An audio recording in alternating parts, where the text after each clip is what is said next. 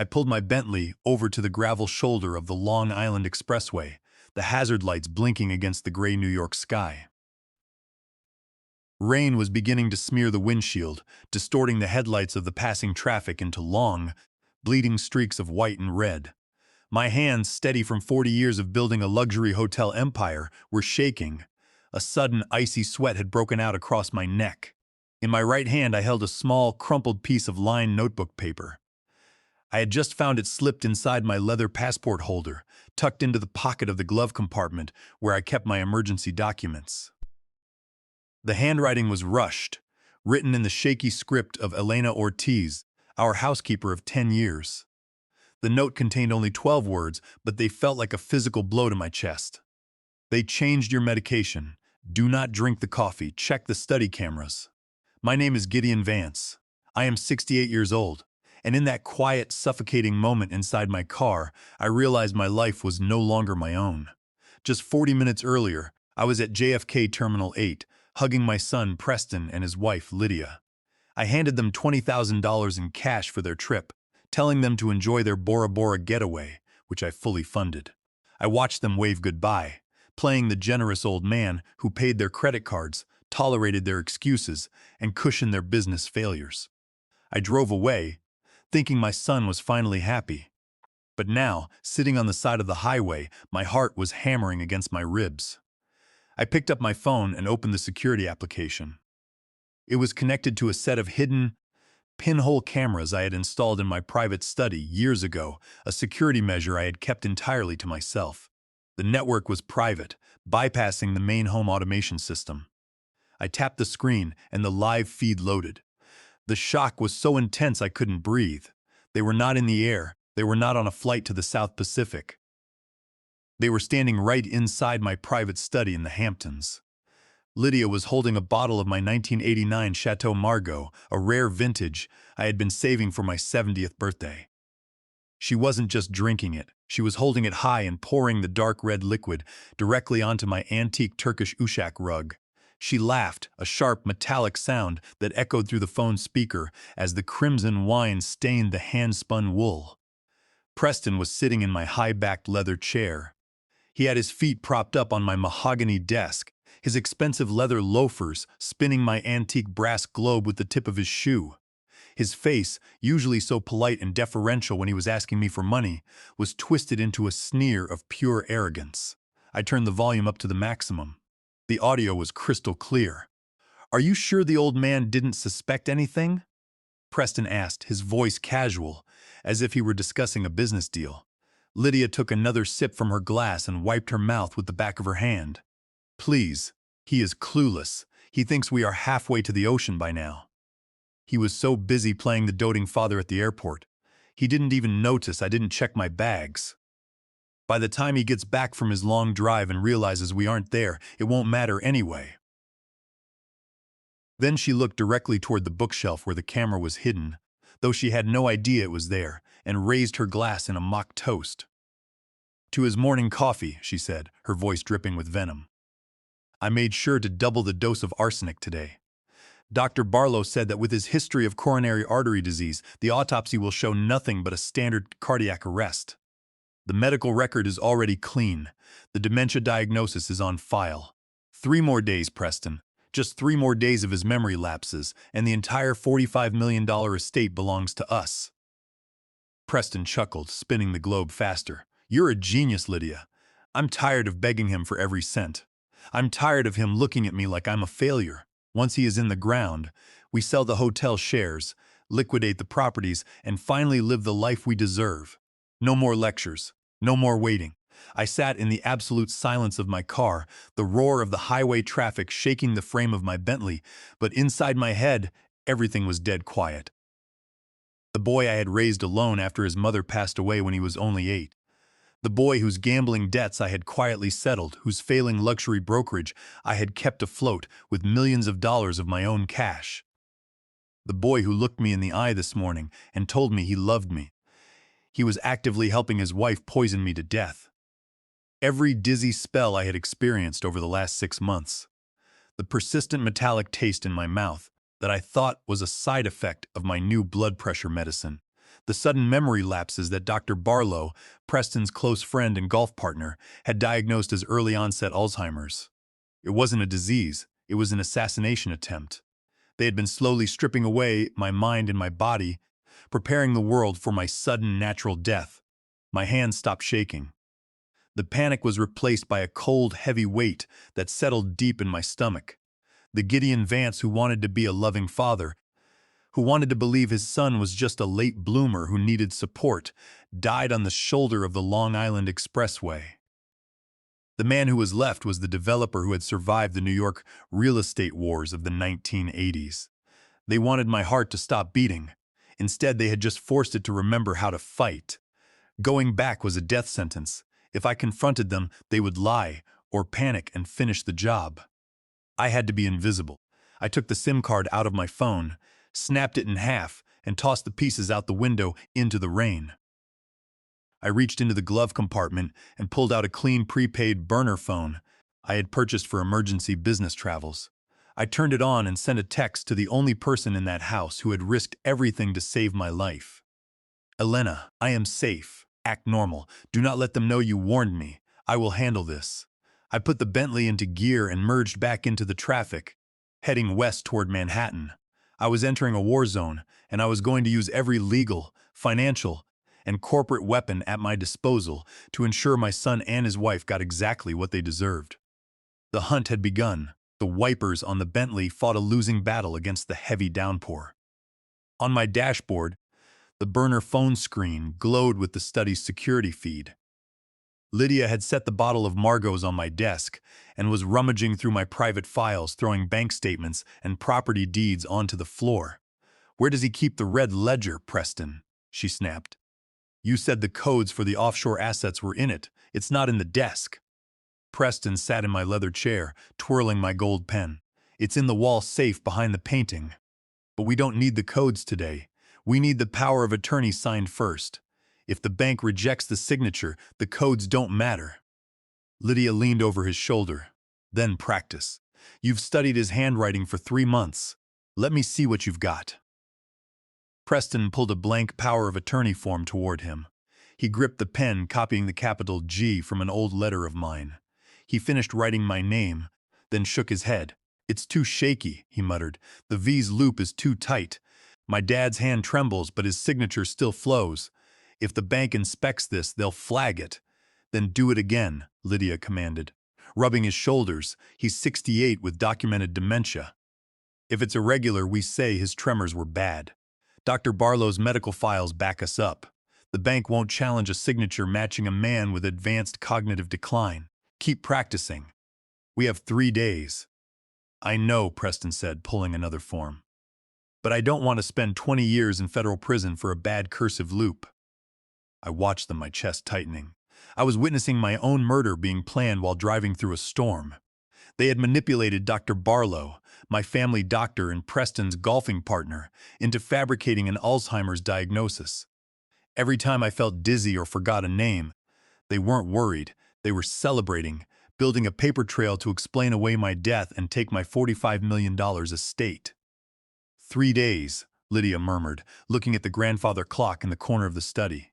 "By Friday morning, the transfer of the hotel group shares must be submitted. Once the board recognizes you as his primary attorney in fact, we liquidate the real estate portfolio and move the cash." "And what about him?" Preston asked, his voice wavering slightly for the first time. "What if the coffee doesn't work that fast?" Lydia sneered. "It will work," Dr. Barlow said. "The arsenic and his heart condition are a foolproof mix. The digitalis in his coffee has weakened his heart muscle.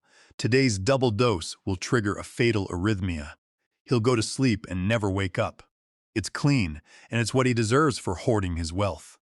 Once the money clears, we can finally sell this museum of a house, buy the penthouse on Central Park, and fire that annoying housekeeper, Elena. She looks at me like she knows something." Preston chuckled, a sound that chilled me to the bone. "Don't worry about Elena. She's just a servant. She won't say a word if she wants to keep her reference." I sat in the absolute silence of my car, the highway noise fading into the background. I remembered teaching Preston how to play chess at that very mahogany desk when he was 10. I remembered his laughter, his small hand gripping the wooden pieces, and the promise I made to his mother, Monica, on her deathbed that I would always protect him. Monica had been a gentle, loving soul, and she had passed away believing our son would grow up to be a man of honor.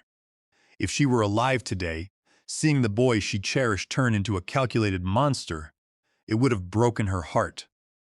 I had spent my entire life working 16-hour days, building an empire from nothing, all so he would never have to struggle. I had paid for his private schools, his Ivy League tuition, his failed business ventures, and his debts. My reward for a lifetime of devotion was a cup of poisoned coffee and a forged signature. A sharp pain flared behind my sternum, forcing me to grip the steering wheel. My fingers were stiffening, my muscles cramping as the digitalis began to disrupt the electrical signals of my heart. My vision blurred and my mouth was coated in a bitter, metallic taste that I now knew was the chemical footprint of the arsenic. I was poisoned. The coffee I drank this morning was full of arsenic and digitalis, a toxic combination designed to trigger a heart attack and leave no trace behind. If I didn't get help immediately, I wouldn't survive the night. My chest felt like it was being squeezed by an iron band, and my breathing was shallow. But a regular hospital was out of the question. If I checked in under my name, the digital records would sync instantly, notifying Dr. Barlow's network. Preston would know I had survived the highway, and they would finish the job or flee before I could secure the evidence. I needed an off-grid doctor who wouldn't ask questions or log my name. I exited the expressway, heading north toward the Connecticut border. Dr. Elias Aris was a name I hadn't spoken in 15 years. He was once a top New York trauma surgeon, but burnout and a messy divorce drove him out of the city. He surrendered his license and moved to a secluded farmhouse, running a cash-only, off-grid clinic. He was a medical ghost. I dialed his number from memory on the burner phone. It rang 5 times before a gravelly voice answered. "Yeah?" "Elias," I said, my voice raspy, fighting against the tightness in my chest. "It's Gideon Vance." There was a long silence on the other end. I could hear the sound of a television playing in the background. "Gideon," Elias said slowly, "I haven't heard from you since the hotel merger in 2011. What do you want?" "I don't do corporate consulting anymore." "I don't need a consultant, Elias," I said, gasping slightly as another wave of nausea hit me. "I need a doctor. I've been poisoned. Heavy metals. I need a clean lab panel, and I need to be flushed out. I'm driving to you now. I'll be there in 45 minutes. Poisoned?" Elias's voice sharpened, the doctor in him immediately overriding the recluse. "Who did it?" "My son," I said, "and I'm paying in cash. I need you to keep it off the record. I'm approaching the Connecticut border now. The rain is blinding, and my vision is starting to go. I need to know you'll open the door." "Get here," Elias said. "The driveway is marked by a broken white mailbox at the end of the gravel path. Don't pass out before you reach the porch.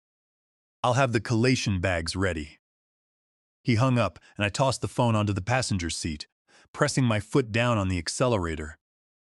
I pulled into the gravel driveway of Dr. Elias Aris's secluded Connecticut farmhouse just as the storm reached its peak.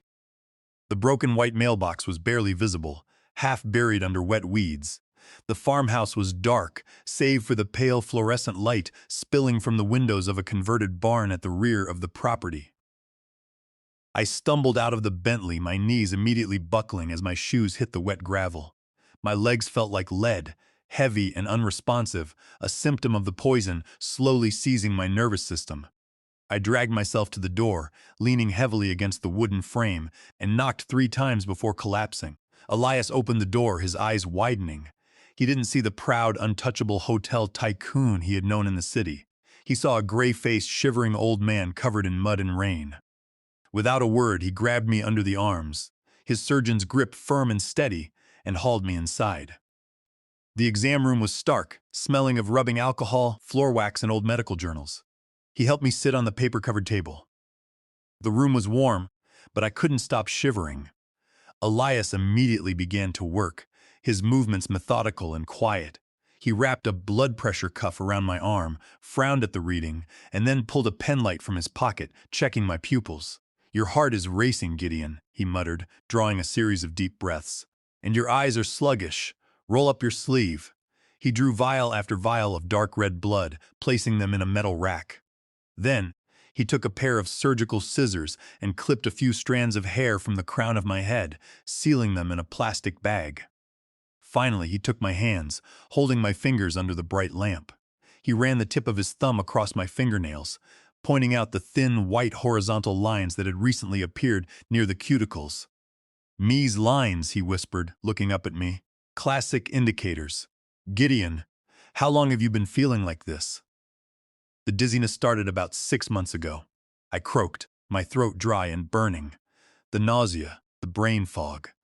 I thought it was just the stress of the hotel development in Boston. My doctor said it was Alzheimer's. Elias snorted, a sharp, bitter sound. "Which doctor? Frederick Barlow?" "Yes, Preston's friend." Elias shook his head, his face hardening as he walked over to his small laboratory bench at the back of the room. "Barlow is a political hack in a white coat. He spent more time on the golf course with your son than in his own clinic. Sit tight. I'm running a rapid heavy metal screen and a digitalis panel. It will take 15 minutes.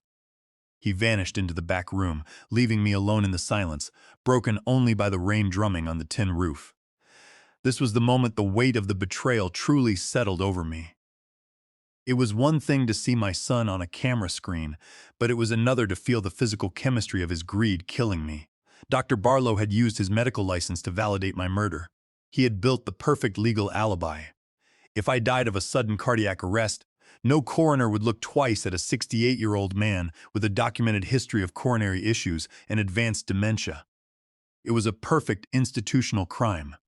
They had designed a slow, clean assassination, and my own son had been feeding me the poison every morning under the guise of preparing my coffee. The door opened and Elias walked back in. He wasn't holding a chart. He was holding a slip of thermal paper from his lab analyzer. He didn't sit down. He stood in front of me, removing his wire-rimmed glasses, and rubbed the bridge of his nose. "I need to call the state police, Gideon," he said, his voice flat, dangerous. "And I need to call an ambulance to transfer you to the ICU at Yale New Haven. You shouldn't even be walking." "No police, Elias," I said, my voice rising slightly, though the effort sent a dull ache through my chest. "And no hospital. Are you insane?" Elias slammed the paper onto the tray next to me. "Look at the numbers. Your blood arsenic level is 20 times the toxicity threshold. But that's not what is going to kill you tomorrow. Look at the digitalis levels. You have a massive concentration of digoxin in your blood. You don't have a prescription for that, do you?" "No," I whispered. "It's a cardiac glycoside," Elias explained, leaning in, his face tight with professional frustration. "It increases the force of heart contractions, but slows the rate, eventually causing severe arrhythmias. Combined with the arsenic, which is actively damaging your heart muscle and blood vessels, it's a ticking bomb. If you had drunk one more cup of that coffee tomorrow morning, your heart would have stopped. It would have looked like a textbook heart attack. The police need to arrest your son tonight." "If we call the police, Elias," I said, looking him dead in the eye, "what happens? Preston and Lydia are arrested. They hire the best defense team in New York using my money. They claim the medical records show I was senile and confused, that I took the wrong medications myself, or that the housekeeper did it. The trial drags on for 3 years, my company's stock plummets, and they get off on a technicality or a plea deal. No, that is too easy. That is too clean. They wanted to erase me. I want to erase them." Elias stared at me, his eyes narrowing as he recognized the old Gideon Vance, the developer who had crushed every competitor in Manhattan. "You haven't changed, have you? You're dying, and you're still planning a hostile takeover." "It's not a takeover, Elias," I said, a cold smile touching my lips. "It's a demolition. Now give me the antidote. How do we flush this out?" Elias sighed, shaking his head, but he turned toward his locked medicine cabinet. "We start chelation therapy immediately. I have vials of dimercaprol. It binds to the heavy metals in your bloodstream, allowing your kidneys to filter them out. It's a painful process, Gideon. The side effects will make you feel like you have the worst flu of your life: muscle aches, severe nausea, headaches, and fatigue. It will take weeks of oral therapy after tonight to get your levels down to a safe range. And the digitalis has to clear naturally, which means your heart is going to be unstable for the next 48 hours. "I don't care about the pain," I said, sitting up straighter. I care about my mind. Will the fog? Yes, Elias said, preparing the IV line. Once the arsenic stops blocking the enzymes in your brain, your cognitive function will return. You'll be sharp again. But you need to rest. I have 3 days to rewrite my life. I told him as he inserted the needle into my vein.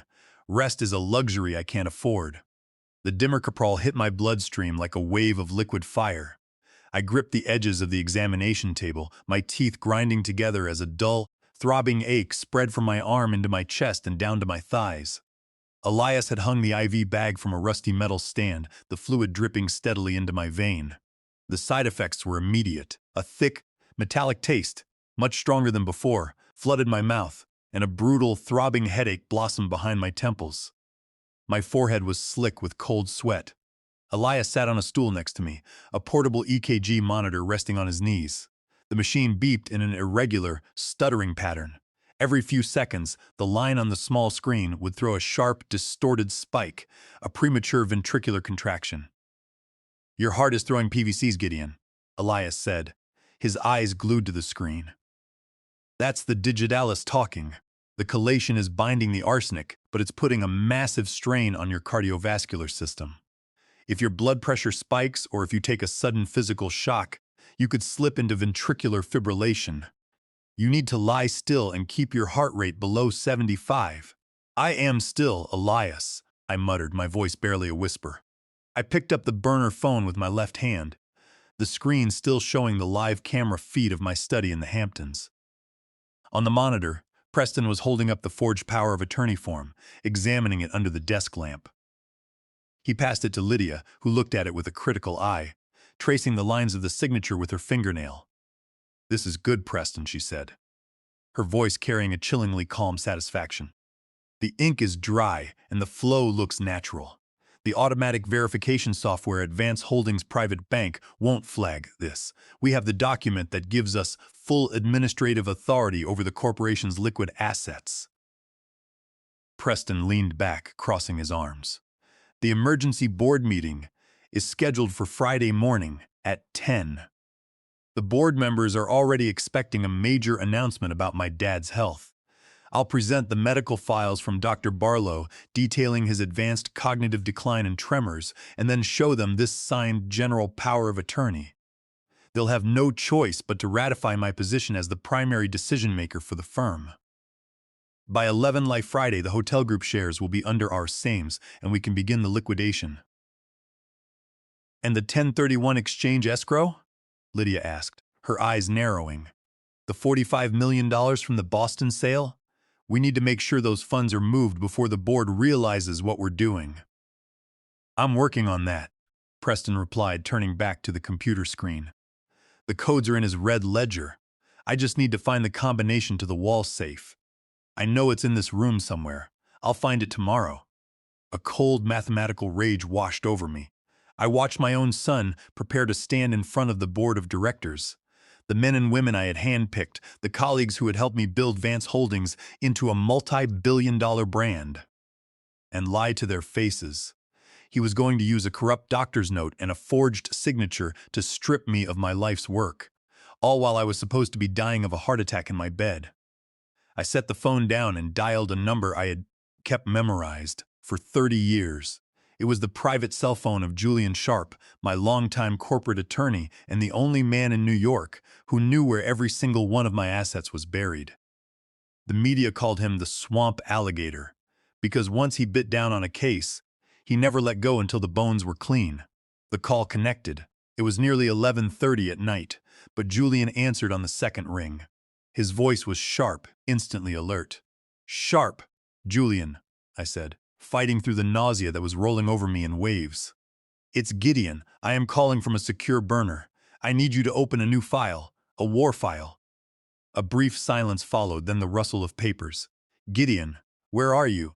I called your house earlier, and Preston told me you had already left for a flight to Bora Bora." "Preston is lying," I said. "I am in Connecticut. I've been poisoned, Julian, arsenic and digitalis. I am currently receiving chelation therapy at a private clinic. My son and his wife are in my Hampton study right now, forging a power of attorney to seize the hotel shares and empty the 1031 exchange account. I heard Julian draw a sharp, whistling breath. My God, Gideon, we need to go to the district attorney immediately. Attempted murder, wire fraud, forgery. I can have the FBI at your house in 2 hours. No, I said, my voice hardening. Arresting them now is too clean. They will use the company's funds to hire a defense team, drag the Vance name through the tabloids, and plead down to a lesser charge. I want the ghost protocol, Julian. I want to bankrupt them. I want them to commit the crime, walk into the trap, and destroy themselves. Bankrupting your own son? Julian asked quietly. Gideon, the ghost protocol is nuclear. Once we move those assets, they are gone forever. The charitable trust is irrevocable. My son died when he decided my life was worth less than a bank transfer, I replied. Prepare the paperwork. Meet me at the Pierre Hotel penthouse suite in Manhattan tomorrow morning at 8 Life. Bring a forensic accountant you trust with your life. I'll be there, Julian said, and the line went dead. Elias stood over me, checking the IV bag. It was nearly empty.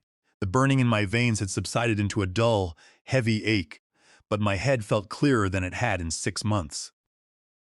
The toxic fog that had clouded my thoughts was finally breaking, revealing the sharp, cold edges of my old mind. He pulled the needle out of my arm, taping a piece of gauze over the vein. The first treatment is done, Gideon. Your arsenic levels will drop, but you are far from out of danger. Your heart is still unstable. Here are the oral chelation pills. Take 2 every 12 hours. If you feel any chest pain, you go to an emergency room. I don't care about your company or your son. I stood up, my legs shaking, but I managed to keep my balance. I pulled a stack of $10,000 in cash from my jacket pocket and placed it on the exam table. Keep the file clean, Elias, I said. If I don't make it through the weekend, send the toxicology report directly to the FBI. But if I do, you'll get another envelope. Just stay alive, Gideon, Elias said, opening the door. I walked out into the cold Connecticut rain, the air sharp and clean. I got back into the Bentley and started the engine. The road to Manhattan was dark, but my vision was clear.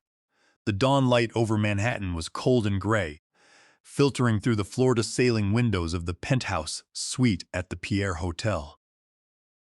I had checked in at 3 in the morning under the name of a dormant holding company, paying in cash from the emergency reserve I kept in the trunk of the Bentley. I stood on the balcony, a cup of black coffee in my hand, looking out at the waking city.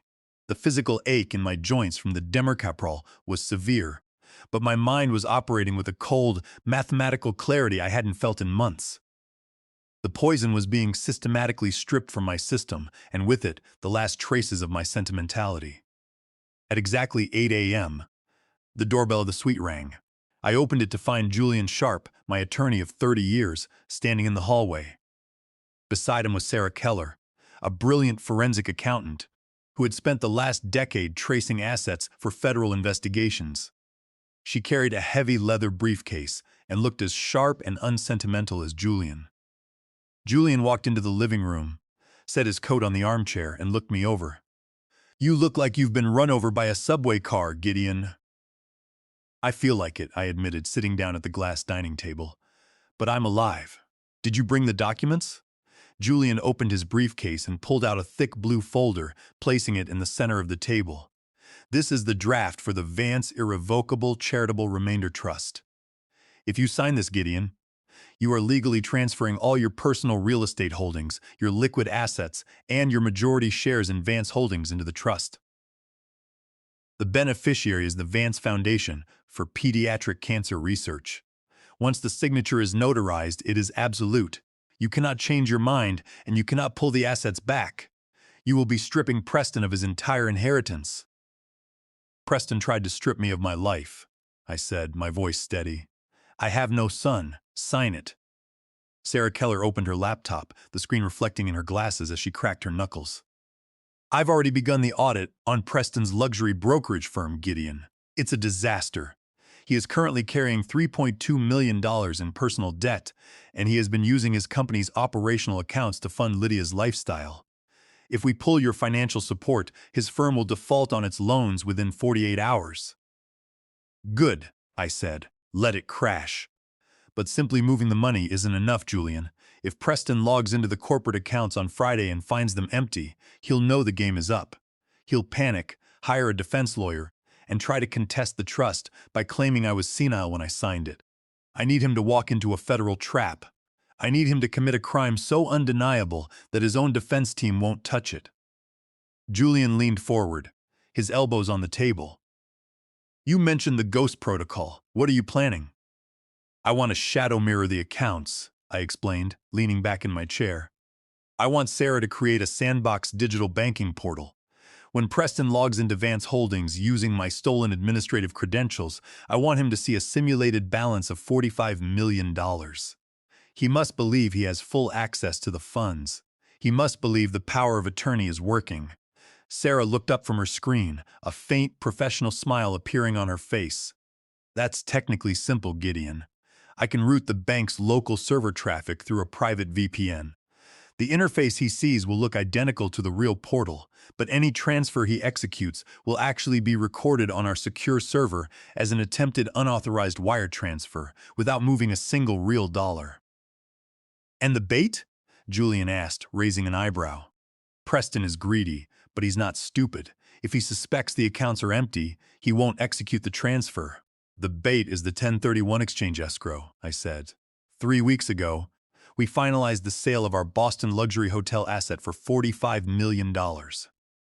Under Internal Revenue Code Section 31, those proceeds are currently held in a restricted qualified intermediary escrow account to defer our capital gains taxes. Under federal law, those funds are highly monitored. Any non-qualifying withdrawal or transfer of those funds for personal use is an automatic federal felony under the Bank Secrecy Act and constitutes tax evasion and wire fraud. Sarah nodded, her fingers typing rapidly. If someone attempts to transfer funds out of a 1031 qualified intermediary escrow to a non-approved offshore shell company, it triggers an immediate automated alert to the Treasury Department and the FBI. The bank is contractually obligated to freeze the destination account and notify federal authorities. Exactly, I said. We leave the access codes to that 1031 escrow account where Lydia can find them. They think it's my secret, tax-free cash reserve. They won't be able to resist. They will try to wire the $45 million to their shell company in the Cayman Islands. And the moment they press enter on that keyboard, they won't just be stealing from me. They will be executing a federal wire fraud against the United States government. Julian let out a low, dry chuckle. The IRS and the FBI will be on them before the ink on their forged signature is even dry. It's a legal landmine, Gideon. And because the transfer will be executed via a forged power of attorney, I continued, the transaction will be declared void ab initio, null from the beginning. The hotel shares and properties will remain safe inside the charitable trust. But the act of the transfer itself is a completed crime. They will have documented their own felony. And what about the corporate board meeting on Friday? Julian asked. Preston still intends to present the power of attorney and Dr. Barlow's medical diagnosis to take control of the firm. Let him, I said, my chest tightening slightly. As I felt a brief flutter in my heart rate, I reached for my water glass, swallowing 2 of the chelation pills Elias had given me. I will let him stand in front of the board. I will let him announce my cognitive decline, and then I will walk into the room and show them the audit. We have 3 days to prepare the stage. Sarah, get the server mirror ready. Julian, execute the trust documents. The old man is about to show them how a real transaction is closed. Sarah Keller's fingers flew across her keyboard, her screen display reflecting a complex map of IP addresses, data ports, and active network connections. We were sitting in the dimly lit dining area of the penthouse, the hum of Manhattan traffic far below us. I watched the main monitor, where the video feed of my Hampton study was split into 3 different high-definition angles, displaying every corner of the room in crisp, dark detail. I've established a secure bridge through your smart home's automated ventilation subnet, Gideon, Sarah said, her voice quiet, never looking up from her monitors. Your son has changed the administrative passwords to the primary router and the security cameras, thinking he has completely shut you out. But he didn't realize the home automation server has a separate, hardwired cellular backup built into the smart climate control system. I exploited a firmware vulnerability in the smart thermostats to gain access to the local area network. They have no idea we are currently routing their local network traffic and monitoring their every move. On the monitor, the study was quiet. It was Wednesday evening, and the grand mahogany clock in the corner indicated it was just after 8 p.m. Preston was pacing the length of the room, running a hand through his hair in a fit of visible anxiety. Lydia was sitting on the edge of my mahogany desk, her arms crossed, her eyes cold and calculating as she watched him pace. "I've torn the entire library apart, Lydia," Preston said, his voice rising in frustration. "I've checked behind every book, the drawers in the credenza, and the filing cabinets in the closet. There is no red ledger. If we don't find the authorization codes for the offshore accounts, we can only transfer the local operating cash. That's barely $2 million. It won't cover my personal line of credit, let alone the default notices on the brokerage firm." Lydia stood up, her jaw tight. "He has to have the codes somewhere, Preston. A man like your father doesn't keep $45 million in a restricted escrow account without a physical backup of the security keys. Did you check his master bedroom, the safe in his closet? The bedroom safe requires a biometric scan or a physical key that he keeps on his keychain," Preston replied, shaking his head. "We can't open it without him. If he's still driving back from the airport, we have time. Let's go search his dressing room. Maybe he left the backup keys in his jewelry box." "Fine," Lydia snapped, heading toward the study door. "But move fast. If the coffee worked like Dr. Barlow said it would, he might be slumped over the wheel of his car somewhere on the expressway right now. Once the police find him, the probate court will freeze everything. We need those codes tonight." I watched them exit the study, the heavy oak door clicking shut behind them. The room on the monitor was now empty, the fire in the hearth throwing long, dancing shadows across my stained rug. "They're searching your bedroom," Julian Sharp said from the armchair, his glasses resting on the tip of his nose as he reviewed the corporate bylaws of Vance Holdings. "They're desperate, Gideon. That makes them dangerous." "Greed makes people predictable, Julian," I said, a cold satisfaction settling in my chest. "And predictability is a fatal flaw in a transaction. Sarah, is the network printer in the study connected to our bridge?" "Yes," Sarah replied, tapping her screen. "The wireless printer is on the private home automation subnet. I have full administrator access. What do you want to print?" "Open the secure file directory on my server," I instructed. "Look for the folder labeled Boston Sale Tax Documents. Inside, you'll find a template for a 1031 exchange escrow statement from the qualified intermediary. I want you to fill it out." Sarah's fingers moved across the keyboard. "What details?" "Make the account balance $45 million, I said. "List the account holder as Vance Holdings QI Escrow, LLC. Under the routing details, use the transit number for our shadow-mirrored server in Delaware. And at the bottom, under authorized security keys, write the alphanumeric codes we generated this morning. Label them QI Restrictive Access Codes, Federal Deferral Program." "I'm filling it in now," Sarah said, her voice cool, clinical. "Done. It looks like an official IRS Form 1099-B and a qualified intermediary verification letter. It has the federal seal and the restrictive tax warnings. If I print this, it will slide right into the printer's output tray." "Execute the print command," I said, "but set the printer to silent maintenance mode. I don't want the machine to beep or run its alignment cycles. It must look like a document I printed earlier this morning and forgot to take with me to the airport." "Sending the command now," Sarah said. On the camera feed, I watched the small status light on the sleek wireless printer, sitting on the credenza, blink from yellow to green. The machine hummed silently, the internal rollers spinning without a sound. A single sheet of high-grade paper slid slowly into the output tray, the text facing down. "It's done," Sarah reported, closing the print queue. "The bait is on the hook." I sat back, sipping my water, feeling the steady, rhythmic beat of my heart. The collation pills were doing their work. The tightness in my chest was gone, replaced by a cold, quiet focus.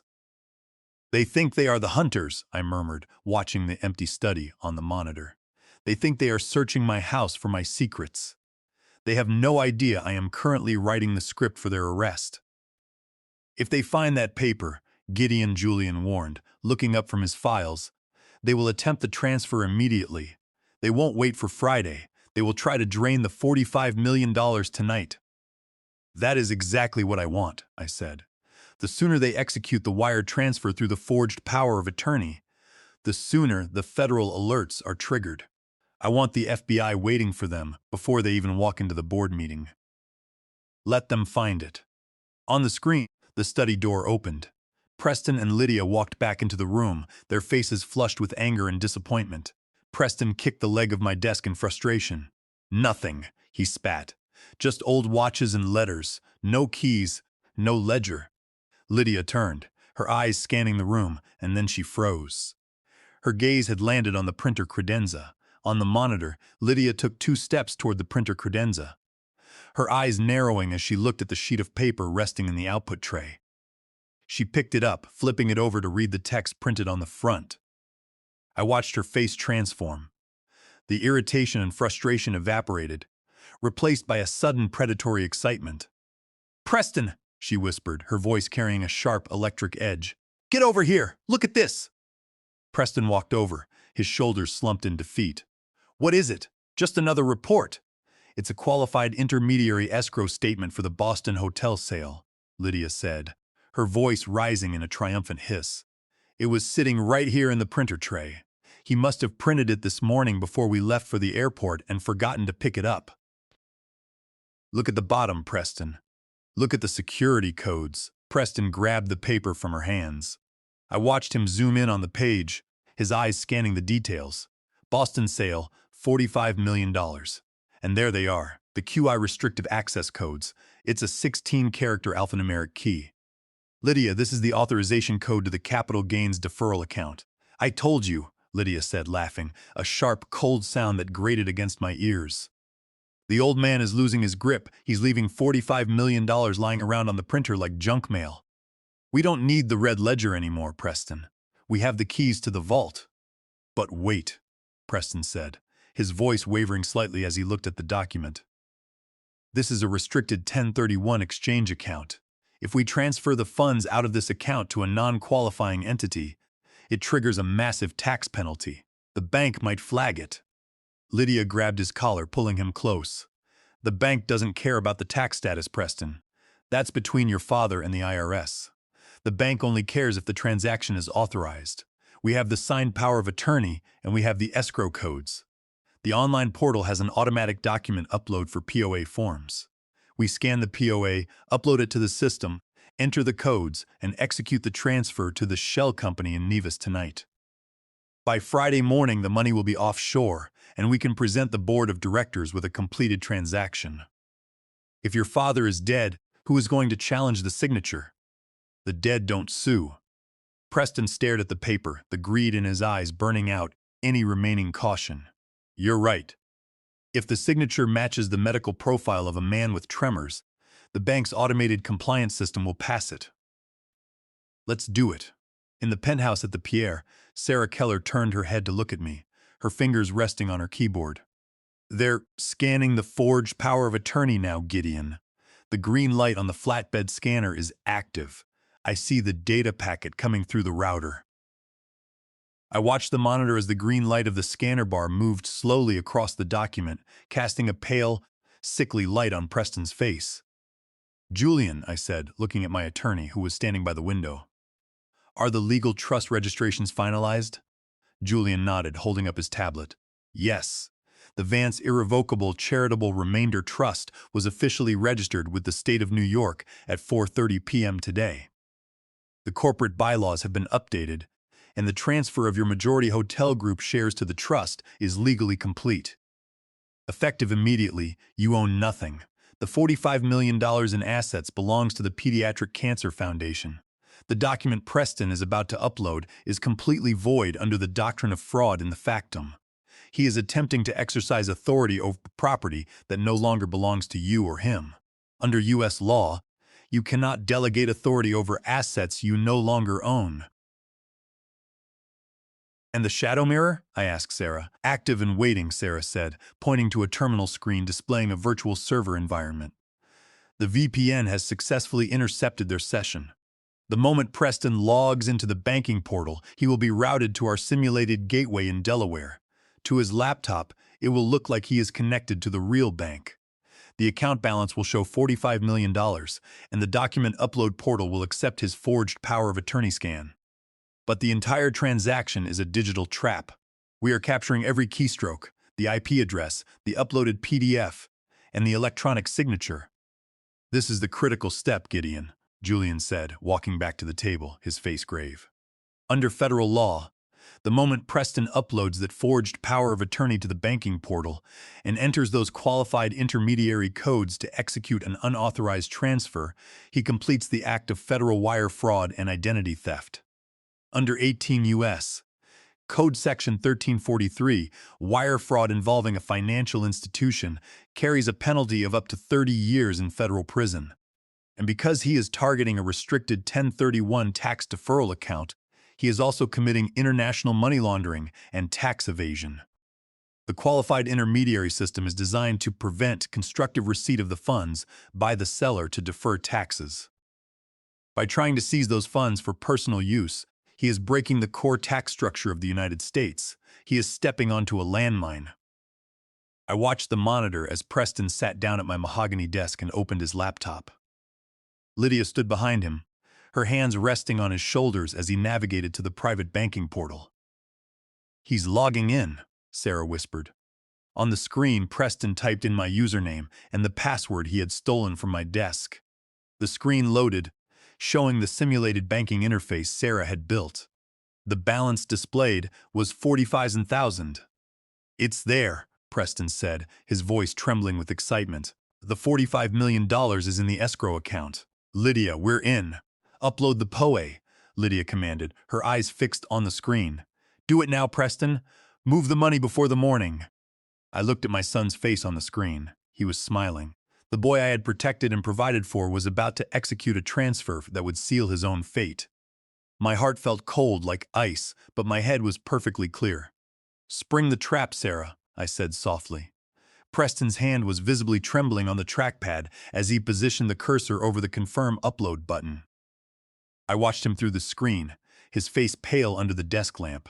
He had filled out the online forms, entered the stolen banking credentials, and uploaded the PDF scan of the forged general power of attorney. "Lydia, once I click this, there is no turning back," he said, his voice dropping to a tense whisper. "If the bank's security team traces this, or if the escrow agent flags the transaction before the funds clear, we are finished. The penalties for unauthorized transfers from a 1031 exchange escrow are federal." Lydia leaned over his shoulder, her nails digging into the leather back of my chair. "Trace it to what, Preston?" "The document matches the signature templates. Your father will be dead, and the doctors will confirm he died of a cardiac arrest due to his dementia and heart condition. By the time the auditors look at this account next quarter, the money will be dispersed through our trust in Liechtenstein. Stop being a coward and click it." Preston swallowed hard, took a deep breath, and pressed his finger down. On the screen, the interface changed. A progress bar loaded, followed by a simulated confirmation screen. "Transfer of $45. 0,000 to PL Luxury Advisory, LLC Nevis Merchant Bank is currently processing. Transaction reference, QI 908234A. At the Pierre, Sarah Keller's terminal lit up with a series of red and green status bars.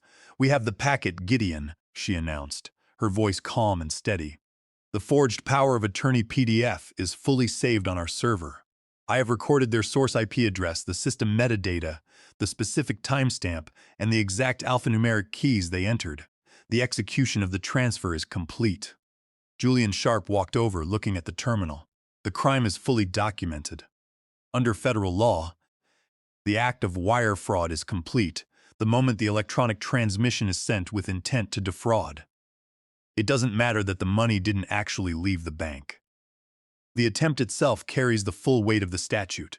They have just locked their own cell doors." He picked up his cell phone and dialed a secure number. Julian's connections in the Department of Justice were deep, built over decades of high-stakes corporate litigation. "Richard," he said when the line connected. "This is Julian Sharp. I am sitting with Gideon Vance at the Pierre. We have just recorded the execution of a $45 million wire fraud and elder abuse case in progress. I have the digital logs, the IP address, the video recordings of the conspiracy, and a toxicology report from an independent physician confirming heavy metal poisoning. I could hear the faint, crackling voice of Agent Richard Davis, a senior investigator with the IRS Criminal Investigation Division, coming through the receiver. Gideon Vance, the hotel tycoon? Julian, are you telling me someone tried to poison Gideon Vance? His son, Preston, and his daughter-in-law. Lydia, Julian said, his voice hard. They have been administering arsenic and digitalis for 6 months to forge a diagnosis of dementia, and they just uploaded a forged power of attorney to drain a restricted 1031 exchange escrow account. My God, Agent Davis said. If they targeted a 1031 escrow, that's a direct violation of federal tax laws and constitutes money laundering. The Treasury Department has immediate jurisdiction. We have enough evidence to deploy a tactical team to the Hamptons estate and arrest them tonight. I reached out my hand. Give me the phone, Julian. Julian handed me the receiver. I took a deep breath, keeping my voice steady and cold.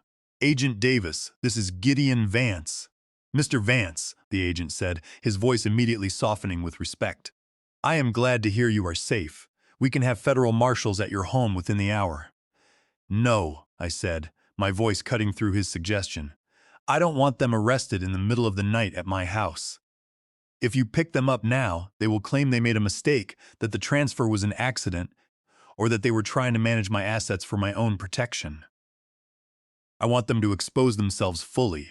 I want them to walk into the board meeting on Friday morning, presenting that forged power of attorney to the board of directors of Vance Holdings. I want them to officially attempt to seize control of my company in front of my investors and the media. There was a pause on the line.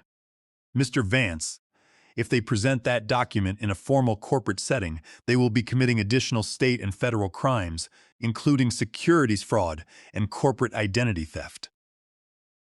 The case against them will be absolute, but it could put your company's stock at risk. The company will survive, Agent Davis, I replied. But my son and his wife must learn that when you play a high-stakes game, you lose everything. I want the boardroom to be their trap. I will be sitting at the head of the table, and I want your agents waiting in the hallway. I understand, Agent Davis said slowly. We will coordinate with Julian to establish the perimeter. We'll have agents in place at the Vance Holdings Tower in Manhattan on Friday morning. Stay safe, Mr. Vance. You are dealing with people who wanted you dead. They wanted a dying old man, Agent Davis, I said. They are about to meet the businessman who built the empire. I will see you Friday. I hung up the phone and set it on the glass table. Elias's oral collation pills were sitting next to my coffee cup. I took one and swallowed it with a sip of water, the bitter taste, a stark reminder of what my body was still fighting. My joints were sore and my chest felt heavy, but my mind was completely focused on the chessboard. Friday morning, I murmured, looking at Julian. We have 36 hours to rewrite the corporate structure of Vance Holdings. The board members will be shocked, Gideon, Julian said. They have been hearing rumors of your cognitive decline for weeks. Preston has been laying the groundwork. Let them be shocked, I said. The performance is about to begin. On the monitors in the Pierre suite, the celebration in my Hamptons study had begun. Lydia poured the last of the Chateau Margaux into 2 glasses, raising hers to toast their victory. Her face was flushed, her expensive makeup slightly smeared as she laughed. 45 million, she said, her voice dripping with triumphant satisfaction. Preston, we did it. The transfer shows as approved on the bank's escrow status page. The qualified intermediary has released the funds. Preston was staring at the laptop screen, a nervous grin spreading across his face, though his forehead was still beaded with sweat. Nevis Merchant Bank should show the credit in our corporate shell account, PL Luxury Advisory, within a few hours. Once it's there, we transfer it to the primary trust account in Liechtenstein. By tomorrow morning, the money will be completely beyond the reach of any U.S. court. We should look at the penthouse listings on Central Park South tonight, Lydia said, leaning over his shoulder to look at the screen. And we can finally get rid of your father's old furniture.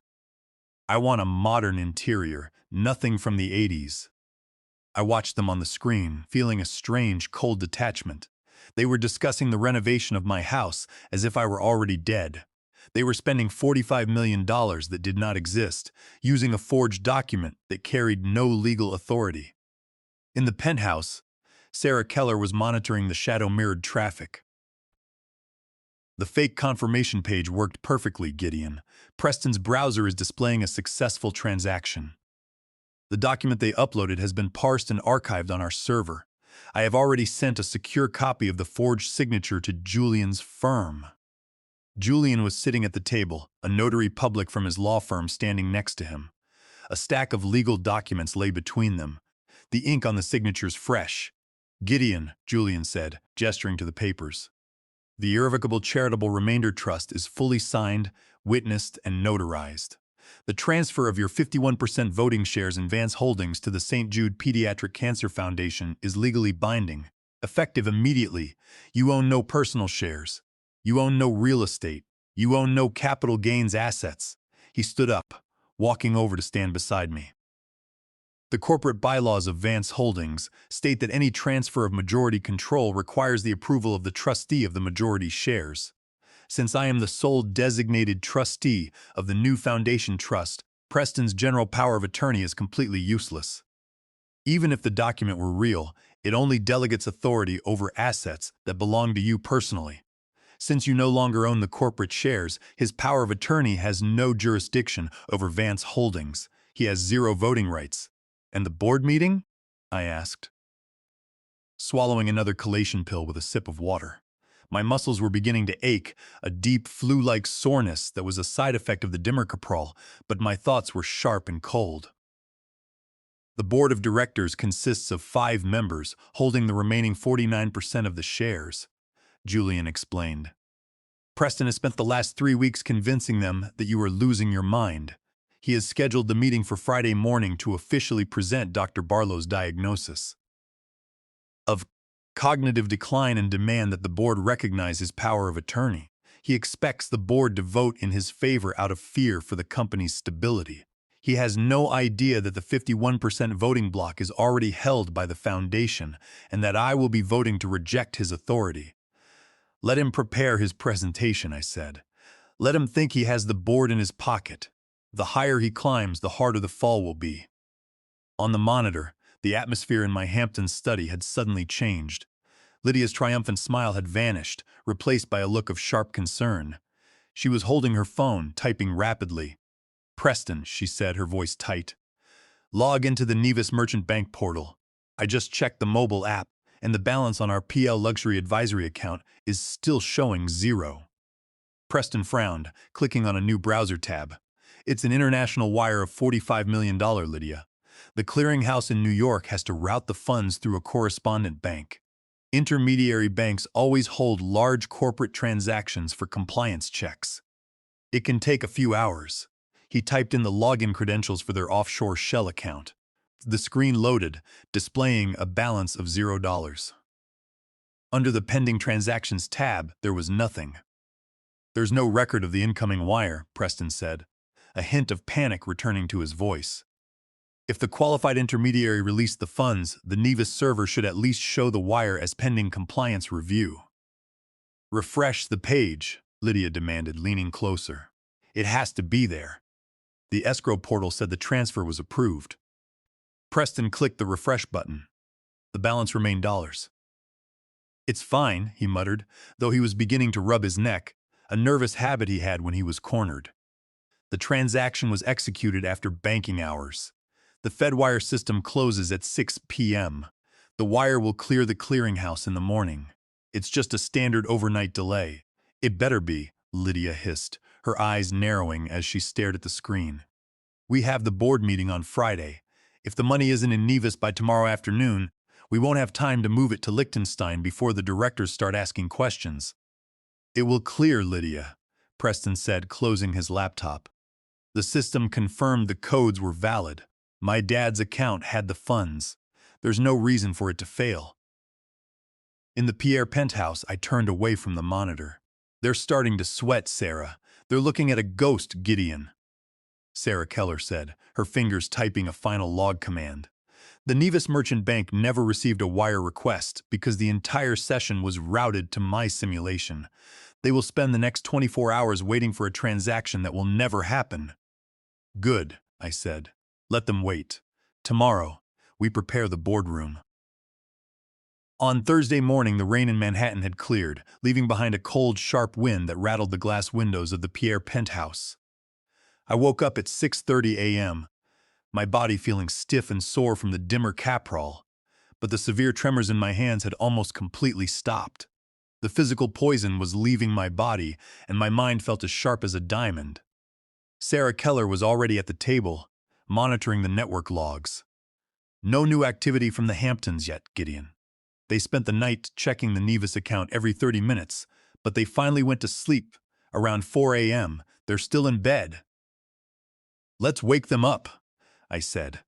I sat down at my laptop and opened my corporate email account. This was the second layer of the bait. I needed to ensure that even if they suspected the $45 million 1031 exchange transfer was delayed, they would be too blinded by greed to stop. I knew that Lydia regularly checked my personal iPad, which I had purposely left on the library side table. I had left the mail app logged in, knowing she couldn't resist monitoring my communications for signs of cognitive decline. I clicked Composies and addressed the email to janelook.vassir@swistressmanagement.ca. It was a defunct domain I had bought years ago for corporate firewall testing, completely under my control. Subject: Cayman liquidation. Confidential and urgent. I began to type the body of the message, adopting the voice of a man who was terrified, defensive, and losing his grip. Jean-Luc, I wrote, I need to liquidate the assets in the Cayman Black account immediately. The $60 million is no longer secure there. My health has deteriorated faster than expected, and my memory is failing. If I pass away, I cannot risk these funds going through the U.S. probate system. The inheritance taxes would destroy the estate, and more importantly, I do not want my son Preston to have access to this much unsupervised capital. He is simply not ready. Please prepare the transfer protocol for the Panama Holding Company. I will send the final authorization codes tomorrow morning. Keep this strictly confidential. I did not click send. Doing so would route the email through the outgoing servers and remove it from the device. Instead, I clicked save draft. The beauty of the cloud system was that the moment I saved the draft in Manhattan, it synced instantly to the iPad resting on the mahogany side table in the Hamptons. It was a digital tripwire, loaded and waiting. By 9 a.m., the camera feed in the library showed Elena Ortiz cleaning the room. She dusted the shelves, carefully wiping around my iPad without disturbing it. My heart tightened as I watched her. She was a good woman, and she had risked her life to slide that warning note into my glove compartment. I turned to Julian, who was reviewing the trust documents. Julian, once this is over, I want you to draft a new contract for Elena. I want her to receive a monthly pension of $5,000 for the rest of her life, and I want her grandson Daniel's college tuition fully paid in a trust fund. Julian smiled, marking the tablet. Consider it done, Gideon. She earned it. At 10:15 a.m., the library door opened. Lydia walked in, wearing my late wife's white silk robe, a cup of coffee in her hand. She walked with an arrogant, slow stride that made my skin crawl. She set her coffee down on my antique table, without a coaster, and immediately picked up the iPad. I watched her face through the high-definition monitor. She unlocked the screen, using the passcode she had stolen from me, and opened the mail application. She refreshed the inbox, looking for new messages but found nothing. Then her finger hovered over the sidebar. She tapped the drafts folder. I leaned forward. Lydia's entire posture stiffened. She froze, her eyes scanning the text of the draft. I could see the moment the information registered in her brain, the words Cayman Black, $60 million, and son not ready.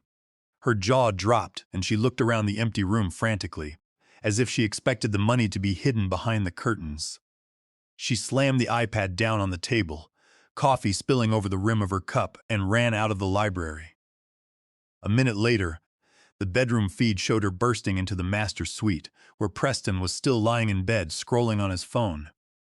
"Preston! Wake up!" she shrieked, grabbing his arm and shaking him. Get out of bed right now.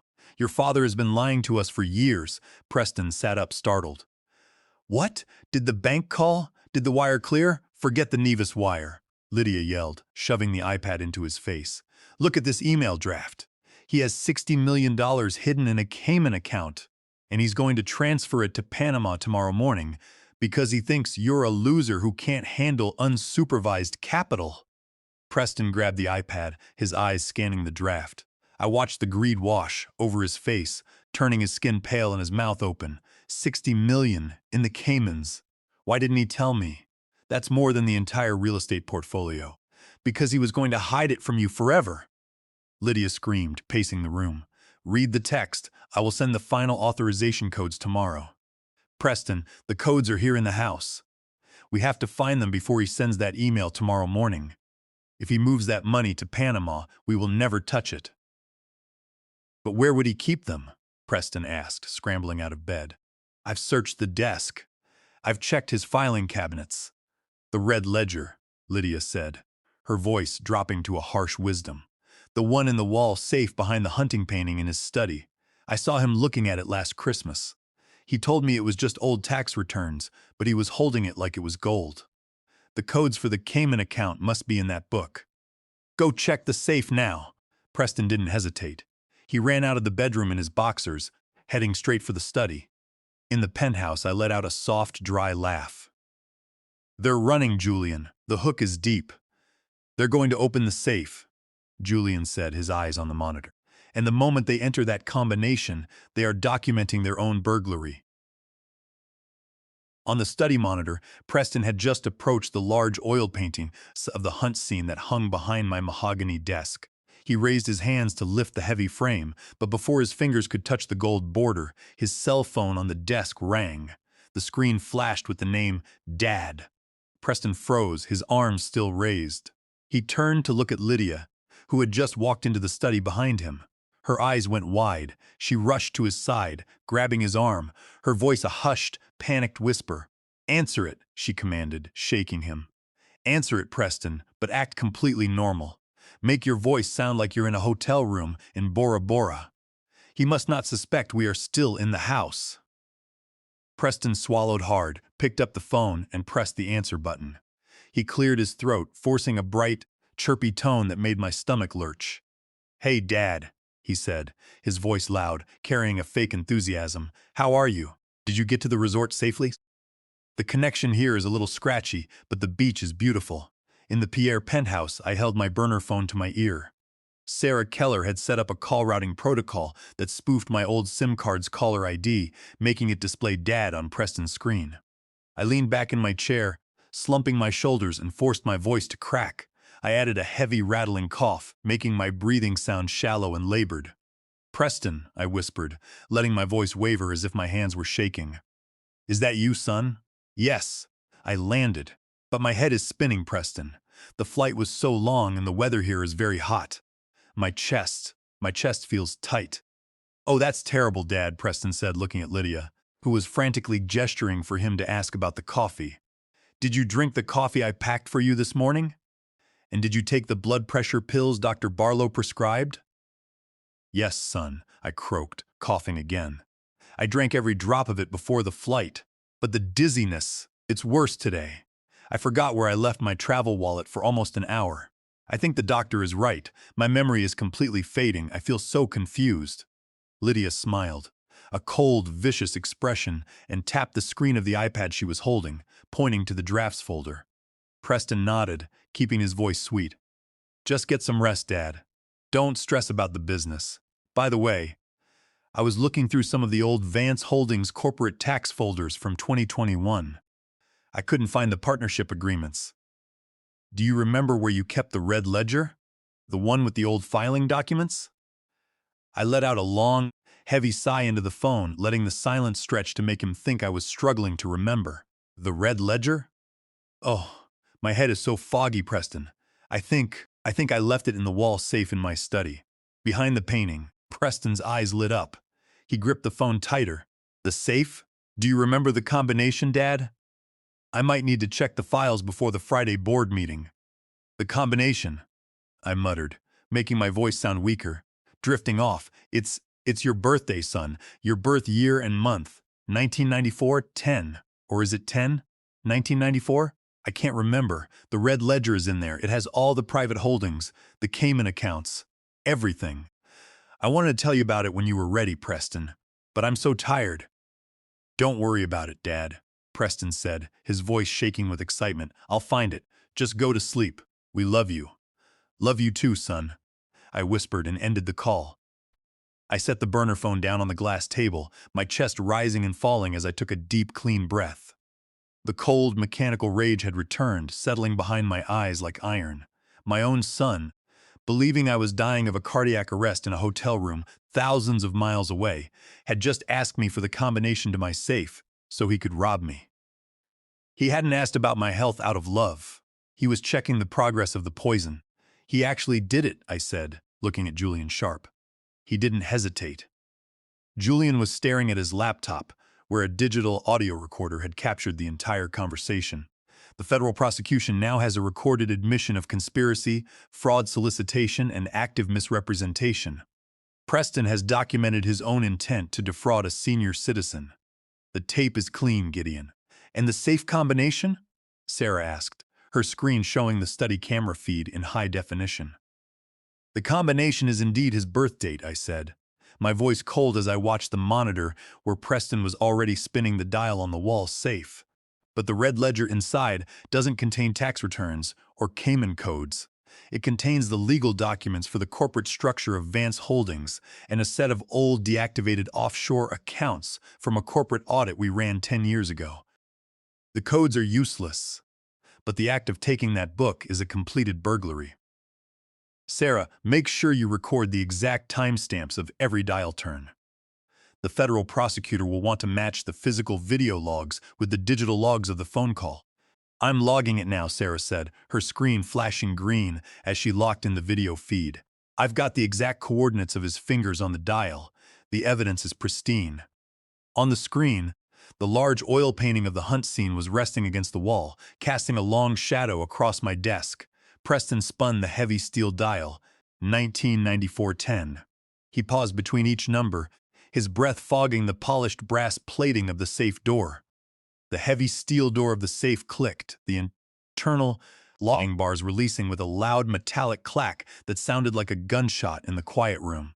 He pulled the heavy door open, his hand reaching inside the dark opening, and pulled out the red leather-bound book. Lydia grabbed it from his hands, her eyes wide as she flipped to the back pages. Look at this, Preston. Look at the alphanumeric codes. It's labeled CI Holdings, Restricted Access. This is the $60 million Cayman account. We have it, Preston breathed, a high, nervous laugh escaping his throat.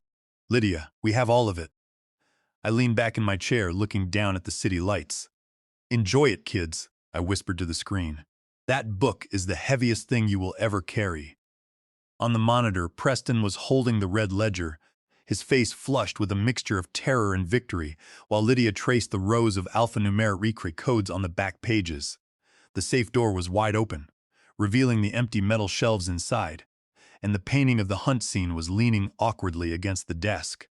Suddenly, the heavy oak door of the study swung open. Elena Ortiz entered, carrying a stack of fresh towels in her arms. She froze when she saw the scene, the painting removed from the wall, the exposed safe, and the red book in Preston's hands. Preston jumped, immediately trying to hide the red ledger behind his back. He let out a nervous, guilty cough, his eyes dating frantically. Elena, what are you doing here? Lydia's reaction was entirely different. She didn't look guilty. She looked furious. She stepped forward, her posture rigid, her voice a cold, sharp blade. What is the meaning of this, Elena? Lydia snapped, her eyes flashing with anger. Didn't I tell you to stay in the guest quarters today unless you were specifically summoned? You have no right to walk into my father-in-law's private quarters without permission. Elena stood her ground, though her hands were trembling slightly as she gripped the towels. She kept her eyes lowered, but her voice was steady. I am sorry, Mrs. Vance. I was just checking if the master bathroom needed fresh linen before my afternoon shift ended. I did not mean to disturb you. Well, you are disturbing us, Lydia said, her voice dropping to a harsh holiday sneer. And if I see you in this wing of the house again today, you are fired. Effective immediately. I don't care how long you've worked for this family.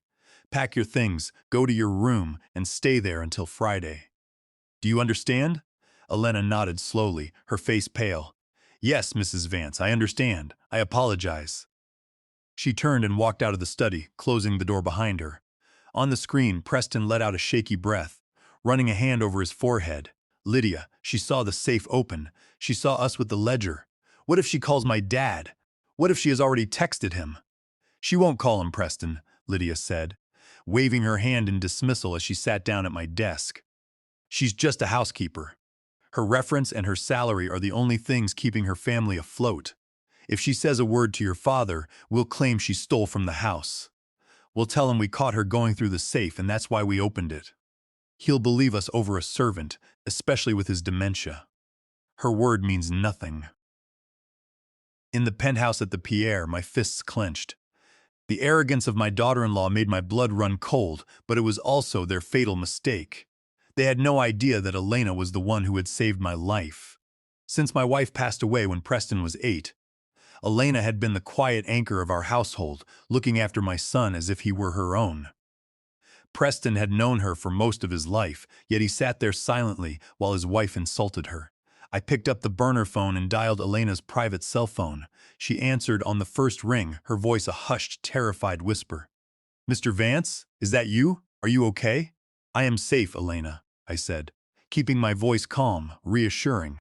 "I am in Manhattan and I have a team with me. I watched what just happened in the study. You did a brave thing, but your job in that house is finished. I need you to leave immediately." "Leave?" she whispered. But Mrs. Vance said, "Do not worry about Lydia," I told her. "I have already instructed my attorney, Julian. He has sent a text to your phone with the address of a secure hotel in Queens. I want you to pack your bags right now, take your grandson Daniel, and walk out the front door. Do not say a word to Preston or Lydia. Just get into your car and drive. I have my personal security team waiting for you at the hotel. They will keep you safe. You have my word." "Thank you, Mr. Vance," Elena said, her voice trembling, a sob catching in her throat. "Thank you. I was so worried about what they were doing to you. The coffee, Lydia was making it herself every morning, and she wouldn't let me touch the copper pot. Last Tuesday, I came into the kitchen early to clean the pantry, and I saw her through the glass door. She was holding a small brown glass vial, tapping a white powder into your mug. I knew then why you were getting weaker, why your hands were shaking so much. I wanted to tell you, but she was always watching you. I had to wait until they went upstairs to pack your suitcases before I could run to the garage and slide that note into your glove box. I prayed you would read it before it was too late." "I read it, Elena," I said, my voice heavy with a deep, quiet gratitude, "and it saved my life. The doctors in Connecticut flushed the poison out. I know everything now. You did a brave thing, Elena. Now take Daniel and go. I will take care of the rest." "Yes, Mr. Vance. God protect you." The line went dead. I set the phone down and turned to Julian. "Did the security detail reach the hotel in Queens?" "They're already in the lobby, Gideon," Julian said. "Two of my firm's private security officers. They will secure Elena and Daniel the moment they arrive. They are completely safe. They won't be returning to the Hamptons." "Good," I said, leaning back in my chair. On the study monitor, Preston had opened his laptop again. He was typing the Cayman authorization codes from the red ledger into the shadow-mirrored banking portal. Lydia was standing behind him, her hands resting on his shoulders, her eyes fixed on the screen like a hawk watching its prey. "He's executing the transfer for the Cayman account," Sarah Keller announced, her screen displaying the network traffic logs. "He's transferring the simulated $60 million from the CI Holdings account to the same Nevis shell company. The system is capturing the transaction metadata and routing it directly to the federal capture file." "Excellent," I said. "Let him complete the transaction. The second wire fraud is now recorded. The federal case against them is airtight. Friday morning is going to be a bloodbath, Gideon," Julian said, closing his files. "They have no assets left, no real money in Nevis, and the FBI is waiting in the wings." "They wanted my empire, Julian," I said, looking out at the Manhattan skyline. "I'm just giving them a front row seat to the collapse." On the study monitor, Preston laid the red ledger open on my desk. His eyes were wide, fixed on the handwriting on the last page. He typed the alphanumeric security codes into the sandbox banking portal Sarah Keller had set up. Lydia was leaning over him, her breath shallow as she watched the input fields fill with characters. Account number, Black 982. Preston read aloud, his voice tense. Reading, offshore transit. Amount $60 million. Lydia, this is the entire balance of his private Cayman holdings. Do it, Preston, she whispered, her hands gripping his shoulders. Transfer it to the Nevis account. Do it now. Preston clicked the Submit Wire button. The progress bar on his screen spun for a few seconds, then displayed the same fake success message Sarah's script had generated. Wire transfer pending. $60 million has been successfully debited from CI Holdings and routed to PL Luxury Advisory, LLC. Yes, Lydia screamed, throwing her arms around his neck, laughing hysterically. We did it! We actually did it! We have $105 million coming to Nevis. We are richer than your father ever was. Preston laughed too, a high-pitched, nervous sound, but he was still shaking. We need to get to Nevis as soon as the board meeting is over on Friday. We'll sign the final transfer to Liechtenstein in person. In the Pierre penthouse, Sarah Keller pressed a final key on her terminal. The second transaction is complete, Gideon. They've attempted to transfer a total of $105 million through the mirror. The digital logs are locked, and the forged power of attorney is tied to both files. The federal wire fraud evidence is absolute. Julian, I said, turning to my attorney. It's time to contact the board. Vance Holdings was governed by a 5-member board of directors, holding the remaining 49% of the corporate shares. They were men and women I had worked with for decades, loyal colleagues who respected what I had built, not just because of the profits, but because we had stood together through the storm. Diane Cole was my late wife Monica's closest friend, and I had personally backed her first commercial real estate project in 1992 when the banks refused her a loan. Albert Brooks was a man whose daughter had contracted leukemia 15 years ago. I had quietly paid for her medical treatment at St. Jude, which was the very reason I had chosen that foundation for my trust. And Gordon Hunt was a director I had saved from personal bankruptcy during the 2008 financial collapse. They were more than a board. They were my family. Over the last 3 weeks, Preston had been quietly calling them, planting seeds of doubt about my mental health. He had told them I was experiencing severe memory lapses, and that Dr. Barlow had diagnosed me with advanced dementia. Hoping to exploit their loyalty to the company, to force them into accepting his authority, Julian pulled out his cell phone, dialing the private number of Diane Cole, the senior director. When Julian connected the call and placed it on speaker, her voice was full of concern. Julian? Have you heard from Gideon? Preston called an emergency board meeting for Friday morning. He says Gideon is incapacitated in Connecticut and that he has a power of attorney to assume control. Diane, I said, stepping closer to the phone. There was a sudden gasp on the other end of the line. Gideon? Is that you? Preston said you were in a specialized clinic, unable to speak. I am in Manhattan, Diane, I said, my voice steady, carrying the old authority she knew. And I am completely sane. I have been poisoned, Diane. My son and his wife have been administering heavy metals to simulate dementia. I have the toxicology reports, and they have just attempted to wire $105 million out of my accounts using a forged power of attorney. My God, Gideon, Diane whispered, her voice shaking with shock. Preston, he seemed so concerned. He had medical files from Dr. Barlow. Dr. Barlow is part of the conspiracy, I told her. I need you to listen to me carefully. I want you to attend the board meeting on Friday morning at 10 a.m. Call the other directors, Albert Brooks and Gordon Hunt. Tell them to attend, but do not let Preston know I am alive. When he presents the forged power of attorney and Dr. Barlow's files, do not argue. Let him speak. Let him make his presentation. Let him commit the fraud in front of all of you. And then, Diane asked, and then, I will walk into the boardroom, I said. I will have Julian, a forensic accountant, and the FBI waiting in the hallway. We are going to close the book on my son's career. We'll be there, Gideon, Diane said, her voice turning cold with resolve. We won't say a word to Preston. We will let him hang himself. I hung up the phone. I felt a deep, physical exhaustion washing over me. The dimercaprol was fighting the arsenic in my cells, but the battle was taking a toll on my body. My chest felt heavy, and my heart threw a series of irregular, skipping beats. I sat down, taking a slow, deep breath, forcing my heart rate to settle. "You need to rest, Gideon," Julian said, his eyes full of concern. "You have a long day tomorrow, and Friday is the climax. If your heart fails before then, none of this matters." "My heart is stronger than they think, Julian," I said, looking at the study feed on the monitor where my son was laughing. "It survived their poison, and it will survive long enough to see justice done." Preston and Lydia had finished packing their suitcases. They were laughing as they closed the leather bags, planning their flight to Nevis and their new life in Liechtenstein. They believed they had won. They believed the old man was dying, and the money was already theirs. "Let them enjoy their last night of freedom," I murmured, closing my eyes. "The boardroom is waiting." By Thursday afternoon, the penthouse suite at the Pierre had turned into an operational command center. Agent Richard Davis had arrived with 2 technical forensic analysts from the IRS Criminal Investigation Division. They set up their specialized monitoring equipment on the glass dining table, linking their database access points with Sarah Keller's network bridge. The room hummed with the sound of cooling fans and the quiet murmurs of agents reviewing digital records. Agent Davis stared at his monitor, a look of grim satisfaction on his face.